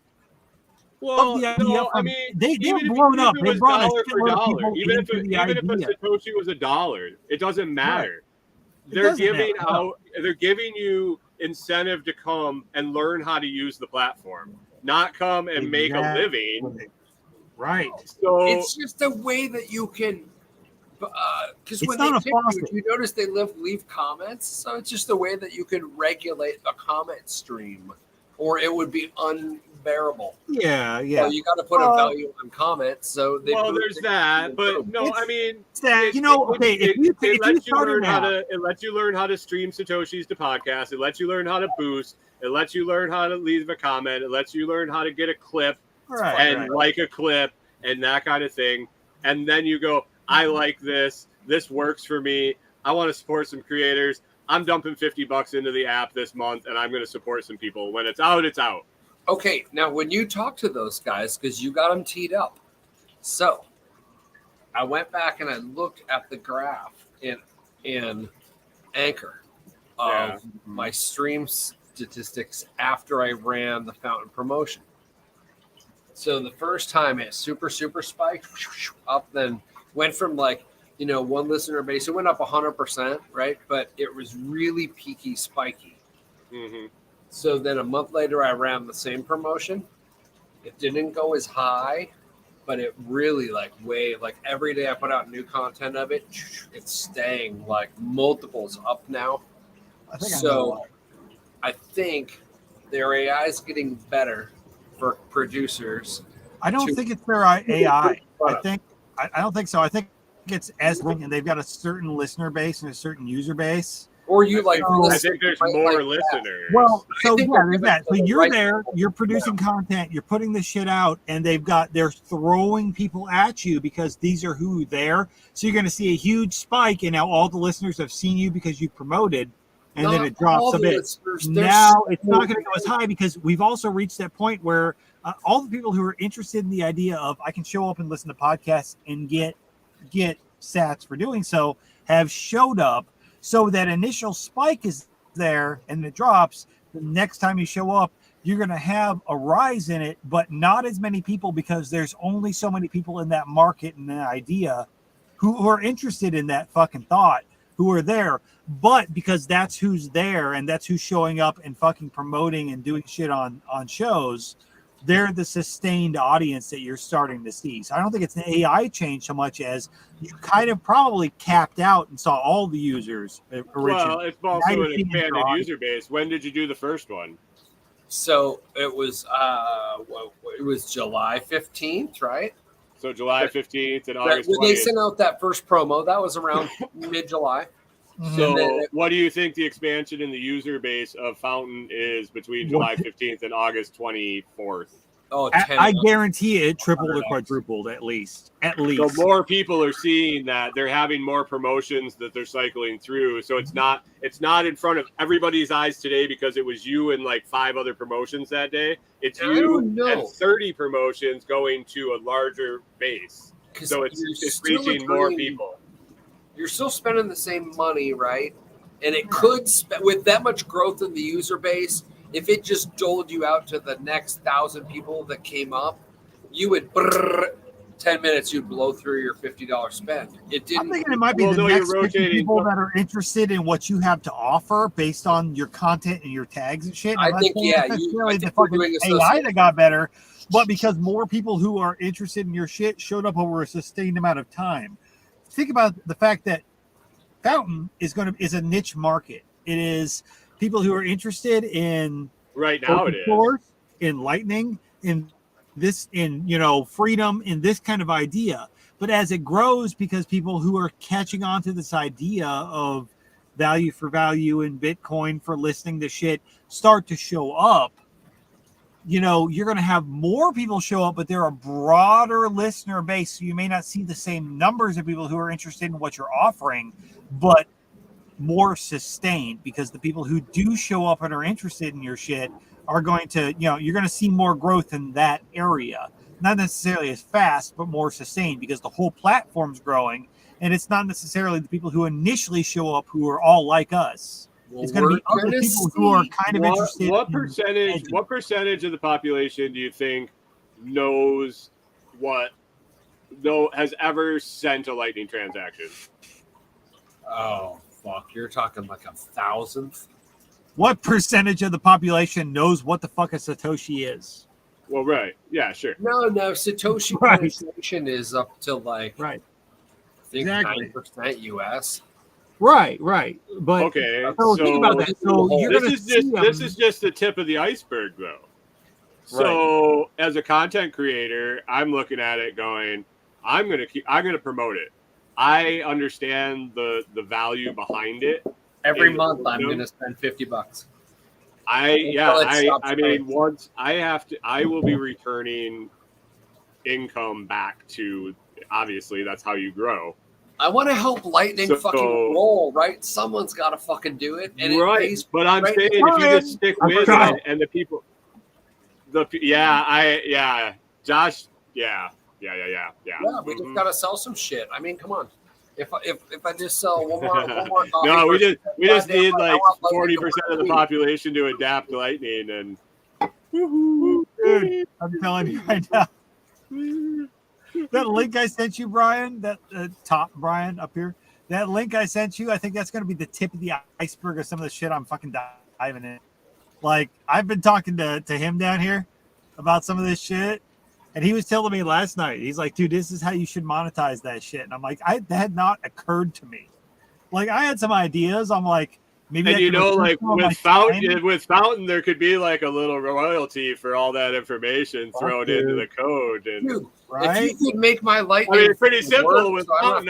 It would just show, or with Lightning, would just show up in my fucking wallet, and I wouldn't even know where. So you know the guys over there at Albi who are doing, like, they have that fucking desktop extension, and which has a wallet you can use, and you can tip a wallet or tip a website or a YouTube channel, a Twitter, whatever. All that tech, which is based on WebLN, they've got that shit integrated.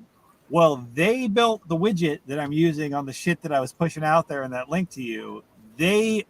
One of their main guys who I've had issues with the Albi shit, and I said, hey, look, it's new. Here's my problem.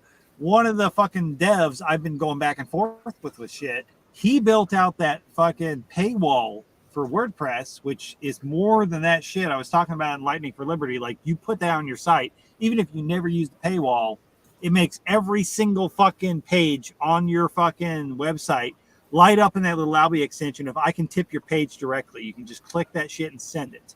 So you can watch Jack's podcast on YouTube. You can find somebody on Twitter and fucking tip them. You can find your website and every page, you've got an option to fucking tip that. Well, it goes way fucking deeper than that. So I was working with him and saying, hey, look, I can put these links up here and it works on everything else but Albi. Is that on your? He goes, I think that's actually on ours. And I was like, really? I thought it was like a redirect thing with mine. He goes, I'm not sure if there's a way to change this yet, but give me a minute. 10 minutes later, he sends me back a fucking JavaScript code and he goes, try this on your shit. I've spent a week finding ways to integrate that into other shit, along with some other shit that they've done.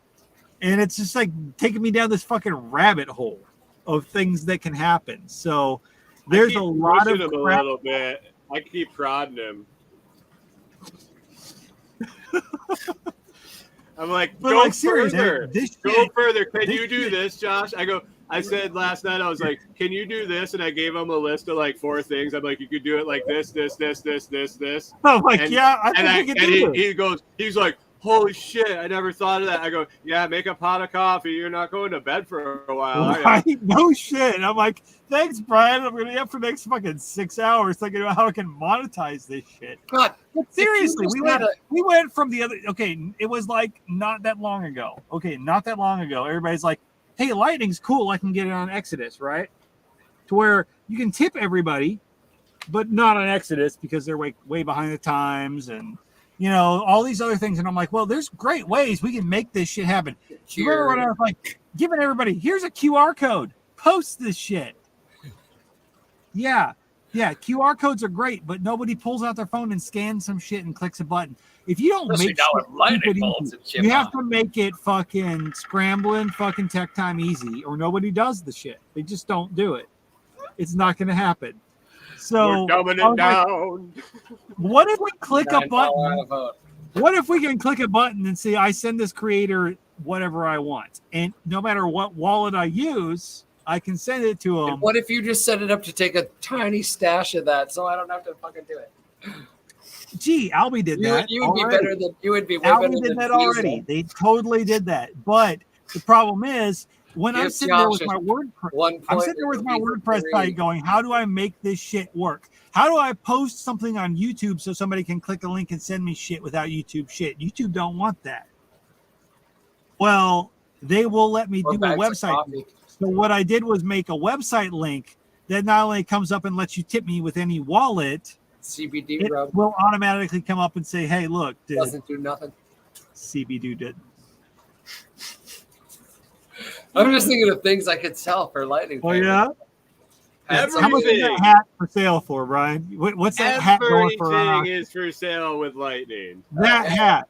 How much is it worth? What's the opening bid on that hat? This hat? Yeah. Lightning only. Lightning only. The bird split. Yeah, come on, let's start the bidding war. It's the listeners. Hey, so when I go down there, how much camping space? Down where? I'll bid $5. Is that a patch hat? Is that just a patch, or does it come with the hat? Are we bidding on the hat or the patch? Depends on how much it goes for. I'm like, damn. I would ask Nicole are you camping in your car? Yeah, I heard there were tenters last time, which would involve me, but without a tent. Yeah, I would talk to Nicole and see if you can get a parking spot inside the gate. Inside the gate. You can get a parking spot inside the gate, but talk to her now. I'll schmooze my way. You can do it. Not everybody can. I'll work on it. I'm going to post the. I'm going to post the fucking. So when we walked in, I'll just put it this way: when we walked in the gate last year, there was a vehicle parked there next to a tree with a hammock hanging out of the car to the tree. Oh yeah, that's what I was hoping. Like some shit like that. Okay. So, but it's going to be busier. But okay. Okay, get this. I looked it up. The only reason I didn't sleep in a hammock between my fucking van and the fucking fence post with the barbed wire fence the first year afloat was because of the wind. And I realized after I hung the hammock out there and walked around and talked to people, I came back and it looked fucking burrito. That's how I was going to be in the morning. But otherwise, fuck, dude, that's the way to camp. If you have a hammock, dude. You can camp anywhere. Yeah. So the group buy for the Vortex Tea Brewers. Oh. So the thing that's fucking expensive. So I looked it up. The air pump. I didn't know how things had. Hey, 9 months ago, I would have been telling you to NFT that shit for some reason. So $39 is the air pump. We can Amazon those, right? And maybe we get a better deal by the case. But $39. Okay. The garbage cans for the hefty 33 gallon or whatever, right? To do 27 gallons of brew is like 40 bones for the big industrial hefties. But the thing that fucking blows is the fittings on the 2-inch PVC. Because it's like $7 a fitting. Unless we buy contractor boxes. Then are they like 45-degree angles, 90s? What are they like? Well, okay, so you need one T because you've got to go from the drain down, right, and then out to the sides. So you need got to go straight pipe. Then you need a 45. How many? 2? Well, 1? You're going out 45, right? Then you need another 45 so you can go vertical. So 2 45. Okay. And then you get to the top, and then you gotta go through the hole.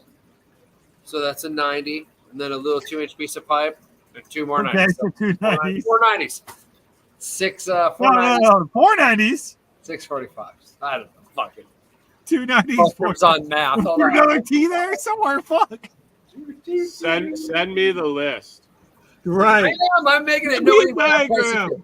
but the deal is if we buy the PVC joints in bulk, right, and then we just get 10-foot sticks from the localist Home Depot, somebody with the truck, once we figure out how fucking many people want, that will have one person pick up the garbage cans, the air pumps. Buy that shit locally cheaper and ship it to you cheaper than you could fucking do the Amazon shit. If it's $7.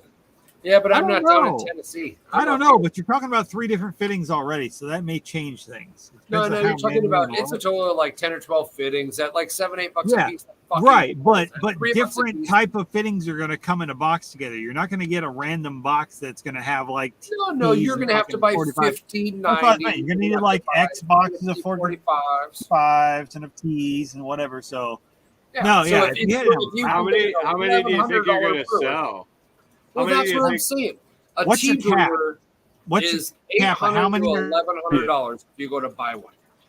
No, what's your cap? How many units are you going to make? If you're trying to do a group buy, I don't know. Your cap? How many? I'm teaching at SRF. I'm just offering people the opportunity to build it alongside. I'm going to build it. What's your cap of how many you're going to be able to teach? Pass the driller out. What's your cap of how many?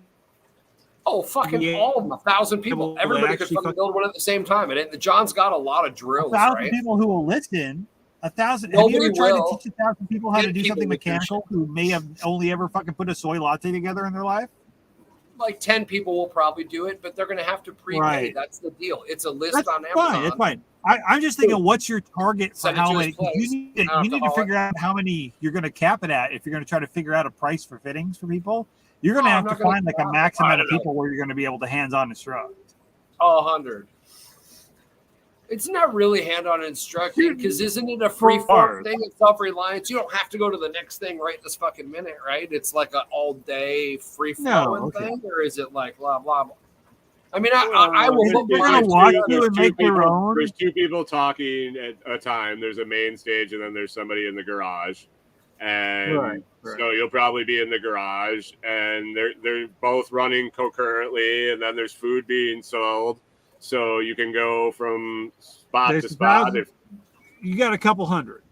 So some people could watch, some people could do it, and then they could I'm guessing that the majority of the people that are there are not going to want to build one, but they're going to want the Amazon list to build one to when learn they how get to home. do it at home. Right. Right. Well, then we'll post it on your guys' websites. How about send me that Amazon list for the build, and then I'll send you back a document that you need to give out. Yeah, or I could do the same thing, or it sort of sounds like Scrambling needs to fucking set up a goddamn Amazon affiliate if he's going to do that much Amazon fucking sales. Damn, I hate that or shit. Or pushing shit. Dude, seriously. Talk to Chicken Joe. Between the you are the most qualified to set up a fucking affiliate relationship with anybody, except it's all fucking online. But you're the only one that has it. Amazon doesn't care how many cannabinoids you take if you're in a legal state. I'll give you guys. You know how much Amazon shit you recommend, and if you're going to be recommending to a crowd of several hundred, that's fine. I don't hate money. You can send me the list. I'll make the list. That's fine. You're right. No, make me a cute document or some shit. Just send me the build list, and I'll send you back a document. You can email anybody that wants it. I'm going to undercut his bill right now. You can have all the email addresses. Okay, you get the official Scramble and build list. And then Josh is going to sell the undercut list. Send me the Chinese version. I'll figure it out. If you send me what you need, I'll send you Amazon links, and I'll pay you like. Oh my god, maybe you can get Willis to fucking sell them. But I'm gonna give you all the email addresses you get. Oh, fuck. I suppose I should collect those at some point. You think? I never do. I'm gonna call Jack right now and be like, "Hey, bro, let's make an ebook on how to build one of these things. We're gonna get Scrambling to send us the parts list. I'll build the website and you talk about it." Okay, ebook rights, boom. All right.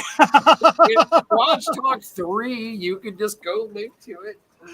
I don't talk about the whole The last thing I need is another fucking project. Jesus, I find them by accident. All I said is I want to build you a fucking list. So right. You don't have to look up all the links. I don't know why he's getting so huffy about it. No, I got it. I'm on it. I'll send you a list of links. They're all going to end with ittybitty.tip. and then be whatever random string of numbers, and you know, it's gonna get you power tools and pink. I won't get any cut back from that at all. Don't worry. Oh yeah, that's right. You're seeing all the shit come through your Amazon. No, link. that's it. Anything good? I put a few things up there, but I was like, look, dude, if I'm putting this in front of a bunch of people, why not throw something up and get something? I'm like, okay, well, I bought the domain. I've got the server like that. If it makes something, if it's cool, great. I'll keep it going. If not, fuck it. It's another idea. But I'm like, I've probably sank like 120 hours into this shit already. So I don't feel bad if I monetize it a little bit, but it's not anything more than if you go to regular websites and there's a couple ads. So fuck it, you know. But if it takes off, everybody who wants to send somebody 3/4 of a cent because they said something cool and they see an Amazon ad, I like the idea. You know, I gotta figure out playlists. On what? Oh, on like YouTube, how to make fucking like so I can separate shit and have it be like, oh, once you start watching something, then you're like YouTube or Anchor or Float or what do you mean playlists? Like where? Like YouTube mostly. Odyssey's completely. I haven't even dicked with playlists on YouTube yet. I should, but no. Because then I could do you like little YouTube commercials for. You've actually got content. That's on my to-do list is to go through and organize all our videos and then keep them organized going forward because. Yeah, Odyssey playlist is a nightmare. It doesn't want me to create another Odyssey doesn't work for me half the fucking time. So all I do is go set up my live stream there, and I haven't gone back and re-uploaded any of them in fucking 2 months. Okay, so it's not just you people who actually have enough content to worry about shit like that. I mean, damn.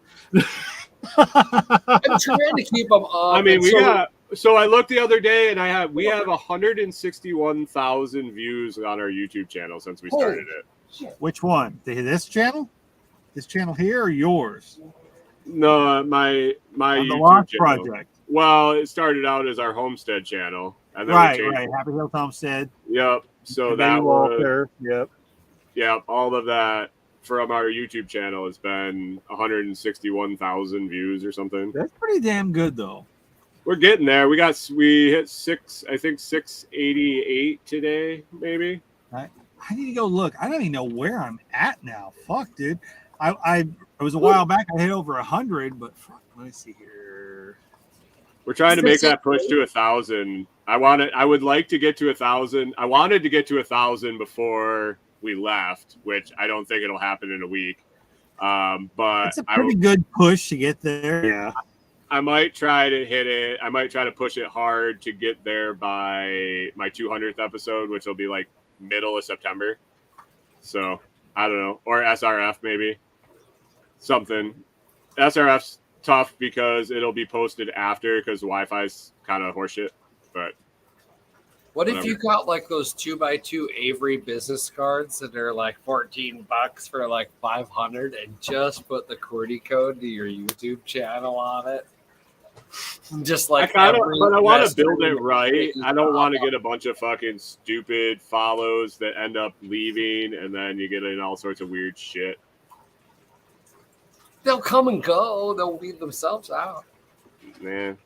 Or you gotta have a one line something to like, oh. Like, but I am contemplating. So next Wednesday, I'm calling in sick after I go home early on Tuesday.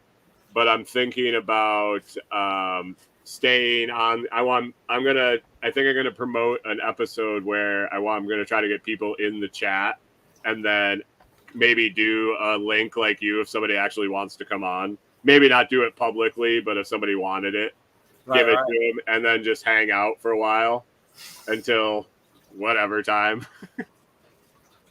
Tim does that, doesn't he?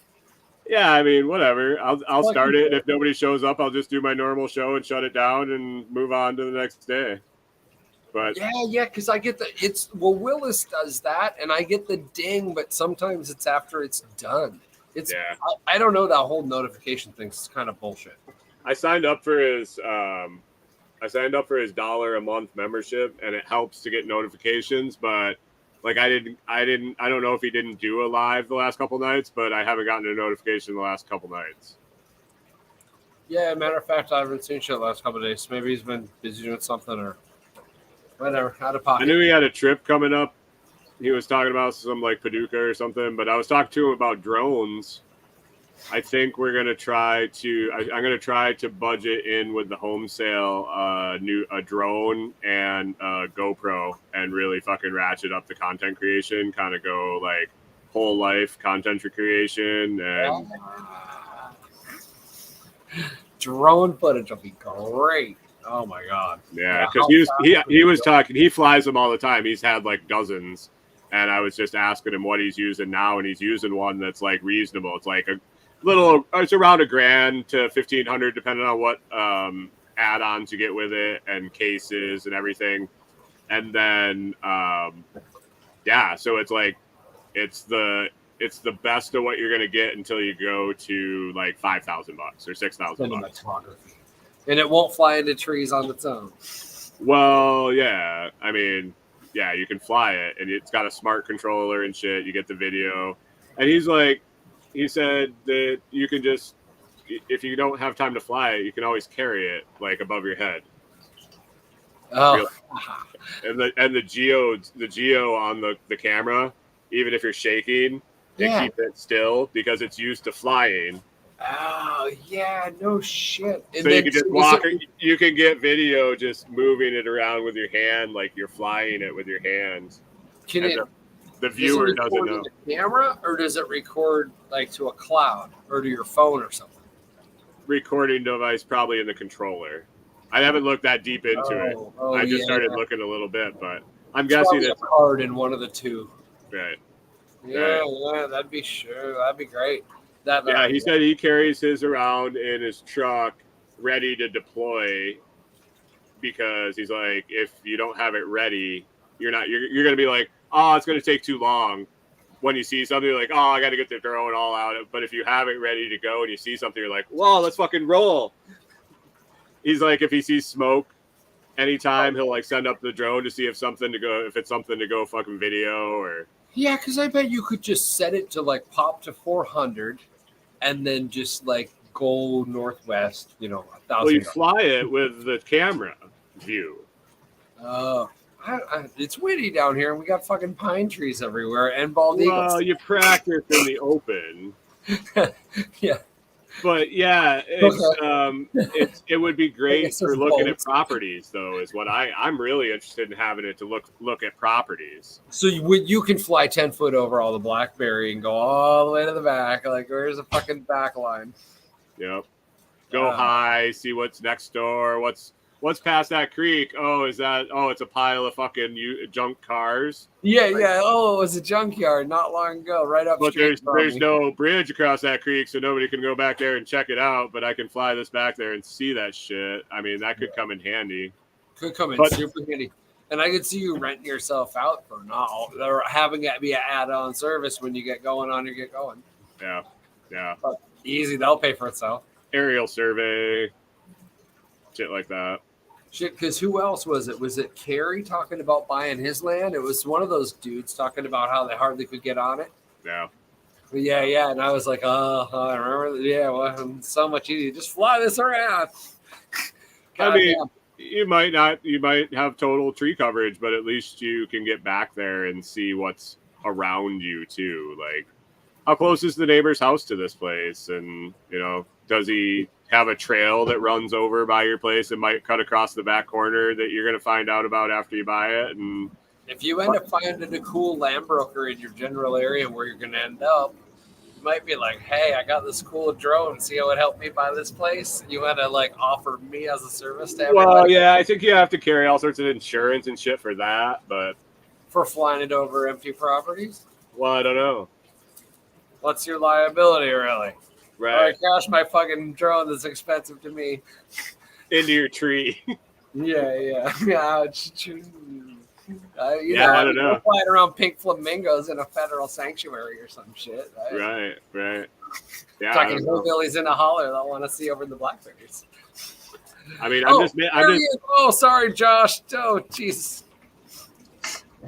What's up, bros? Sorry, you're a black screen. I don't know what the fuck happened, but it was not Renegade Butcher approved. So you got to type in the private chat when you are sitting in the waiting room. I'll notice. the YouTube chat's the way to go. It's the only way to get private chat. There it is. I got lamps clamped on my fucking computer. He'll see the shit eventually, but yeah.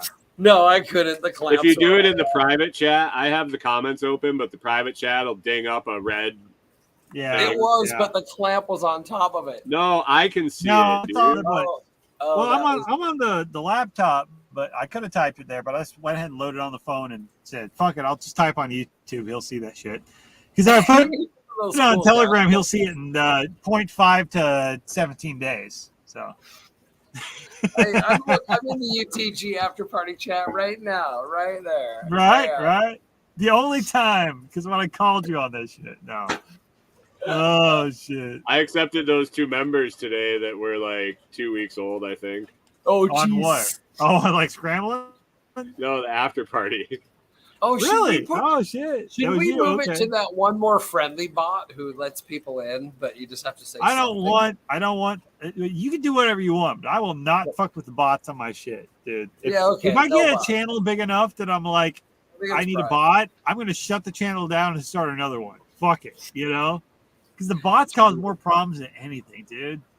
Yeah, it wasn't so like 2 weeks ago. I got locked out of like fucking 17 fucking groups because I posted a thing from Renegade Butcher about food freedom and food freedom.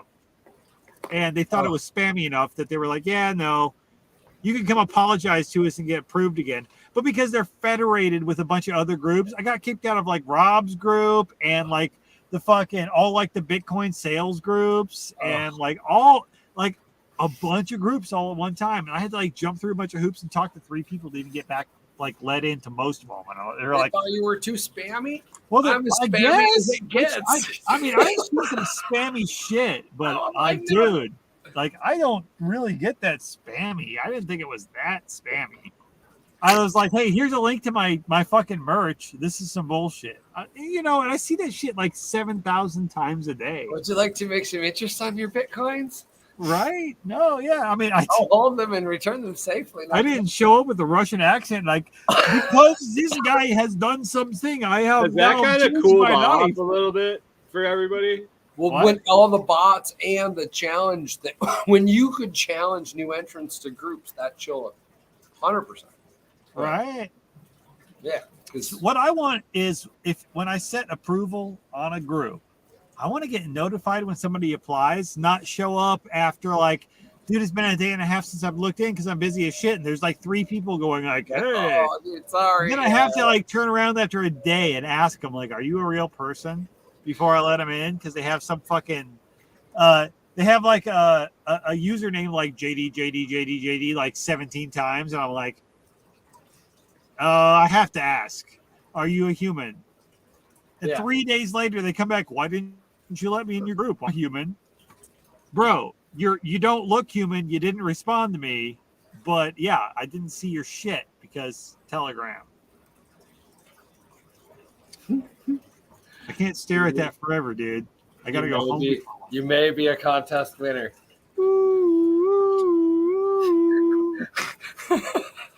Oh fuck. Oh wait, hold on. You want to see the better one? Oh yeah. People started sending me goofy shit after I said I was a little yeah.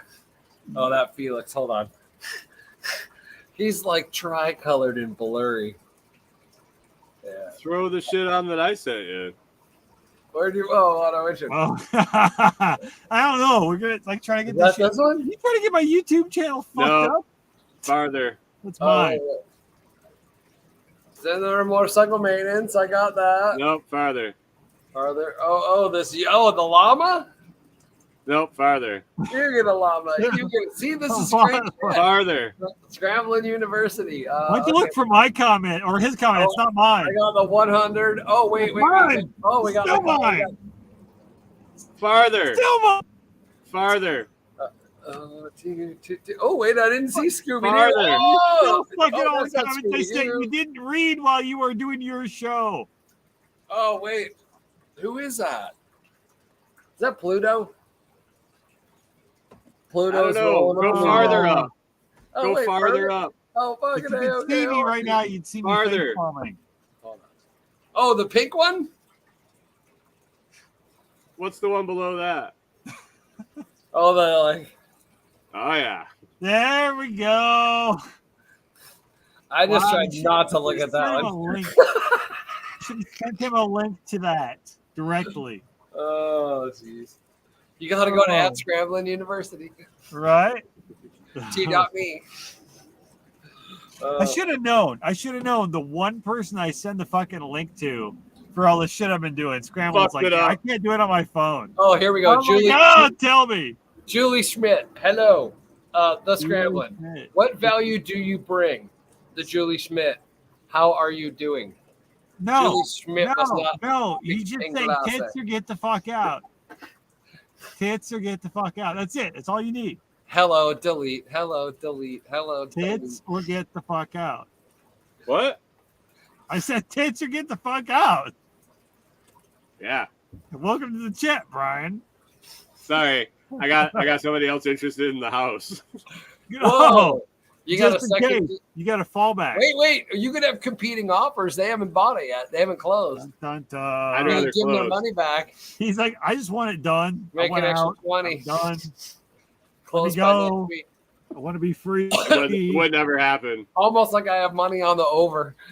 It's gonna be the 31st. I'm going. Don't try and manipulate the results here, damn it, Brian. Come on now. Oh, fucking love it. It's like betting on the Yankees. It's gonna be the 31st. Shit up. No, one way or the other, I'm out. I'm gone. If we don't sell it, we're just gonna abandon the place. Fuck it. Boom.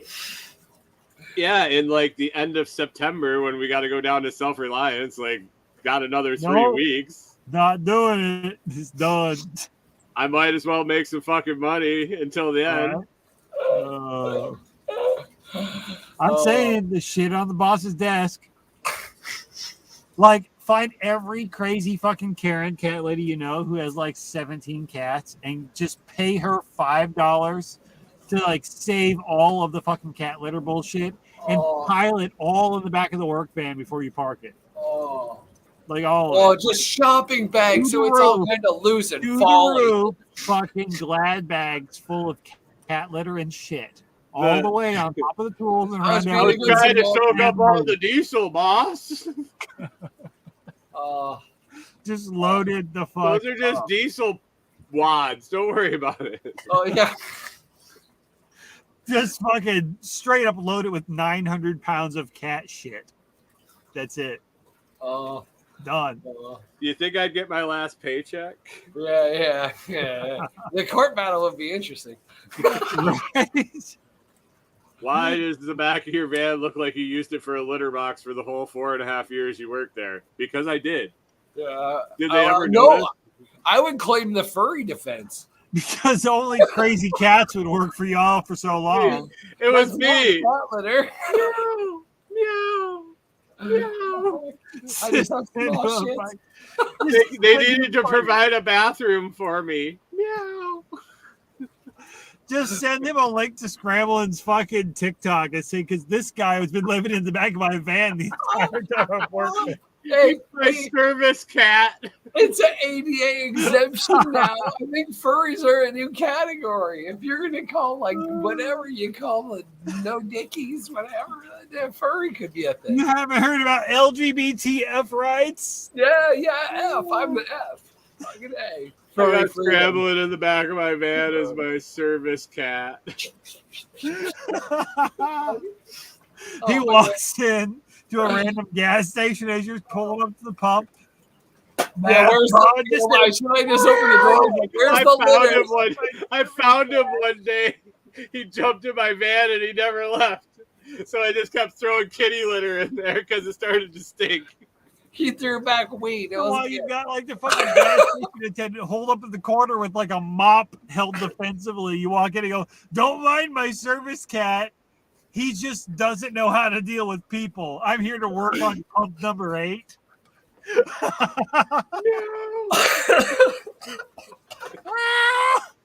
I just tied him to a leash to the fan. He can undo a pile of wire like no business.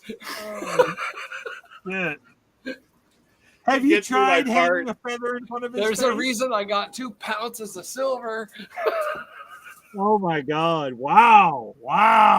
That was like next level dad joke. Holy shit! I thought I pulled some. How do you think I got all those jobs done so quick? I had my service cat in the back. He'd hand me the parts. He's all nimbly bimbly back there, hopping around getting parts, licking up lattes all day. Fucking blonde roast. Yeehaw! Half the calls I've been have been simple, but Brian made it a cat and mouse game. It's like a caffeinated dachshund. Why did you have to have such a big inverter? Because my service cat was making me lattes. I actually have a coworker. I got a coworker he's got some balls. I have to admit it. He bought a bigger inverter, and he justified it somehow, and then he ended up putting a fucking microwave in his van. Oh shit! Nutritious meals on the go. Nice. No, he didn't. He justified it for like a printer or something, some laser printer, and then he put a fucking microwave and a crock pot. He had like a little fucking kitchen in the cab of his van. Fuck yeah. He hung cabinets and shit. I have done that personally with my own work van. That is awesome. Middle of winter, you're letting it run just to keep it warm. Yeah. Oh, dude, my van. I'll tell you something. My van for the last 2 years, unless I'm at the shop, like getting parts or something, if I'm on the road working, my van hasn't shut off from the time I leave my fucking house till the time I get home back to my house. And in the winter, I usually let it run while I was at meetings because I needed it to be warm when I wanted to leave. Right. And in the summer, I got to have someplace to get in the cool. Right. And so I just never shut it off. I get my run time, my idle time report every week, and it's just like all the time. All the time. Like all of the time that like if I was not driving, you could take my driving time minus my 12 hours, and that was my idle time. Yep. It's gotta have something. If I am there, the van runs. Oh shit. What do you think? Should we call it? What time? Yeah, fucking. Yeah. Oh, it's way late. I gotta get rolling. All right. Yeah, we can't see you. I know it's dark as fuck. I know. Apparently I need to do a Tim and upgrade to a ring light or some shit. Go to the new podcast as soon as it's out. Lightning for Liberty right now. Dun, dun, dun. T-Copy. Soonish. Eventually it'll come out. I mean, we'll post the shit. It'll be great. No. BabyWalterandCompany.com/shop for go to the Lots Project coffee. and Ramblin' University. You can go to Renegade Butcher too if you like spicy shit. Okay, so is Baby Walter its own website or its own store? Yeah. Completely owned store. Okay, so I got to give out a different website address. What's that address? BabyWalterandCompany.com. Nice. Like and the word and or and sign. Baby and. Walter and. Word and. Spelled all out. And company all out. No code. No shortcuts. Gotcha. Baby Walter and company. And I also hired one of the best coffee consultants in the world and may soon be releasing a line of coffee. I know Brian's done the same thing. Both Brian's. I'm thinking about putting her out. I'm thinking about putting ad for or a listing for hers on my site that redirects to hers, or I might just copy the listing. Cross promote. Oh yeah. Redirect. Right. Just do redirects. Yeah. Cross promotion. That's how I do campsuniki.com and TheSquatchFEST. I mean, link all your shit to all your shit. Well, yeah, I'll have the listing on mine, but there won't be a price. It'll just be a link, and you click the link, and it goes to all the fucking shit on her site. Right. A promotional link. Right. Just go over to and just do the then you only gotta have one commerce thing. Make life easy. I only have one account. I have one account with three websites. Oh, I have 17 accounts with 17 websites times 17. I'm pretty sure I just sign into it. I sign into one WooCommerce every time I make another website. Yeah. Oh, right. I have too much shit. Yeah, pare shit down. Figure out what you're gonna do. Yeah, the 100, boom.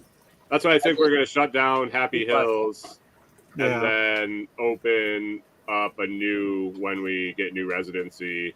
Yeah. Well, we're gonna probably open it up Have as a new the Lost name for Project it. LLC, but it's going to be an umbrella for Baby Walter, the Lost Project, and Grounded Souls.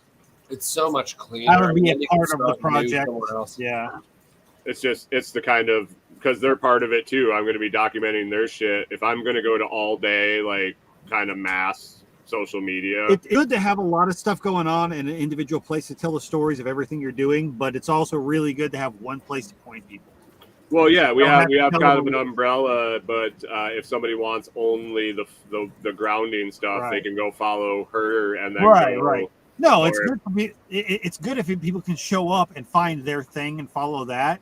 Right. But at the same time, when you're walking around day to day, or you're at an event or a festival, or you find somebody cool at a farmer's market, you could tell them one address because they're not going to remember 6. Yep. You know.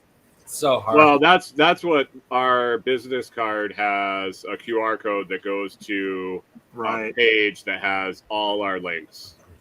It'd be pretty cool if it could go to like a page where you feel like Paid in Lightning and has all your links too. I think that weird. I'm pretty sure that's what I'm gonna install on there. Maybe if somebody had sent me something. Oh wait, I just haven't had time to install it yet.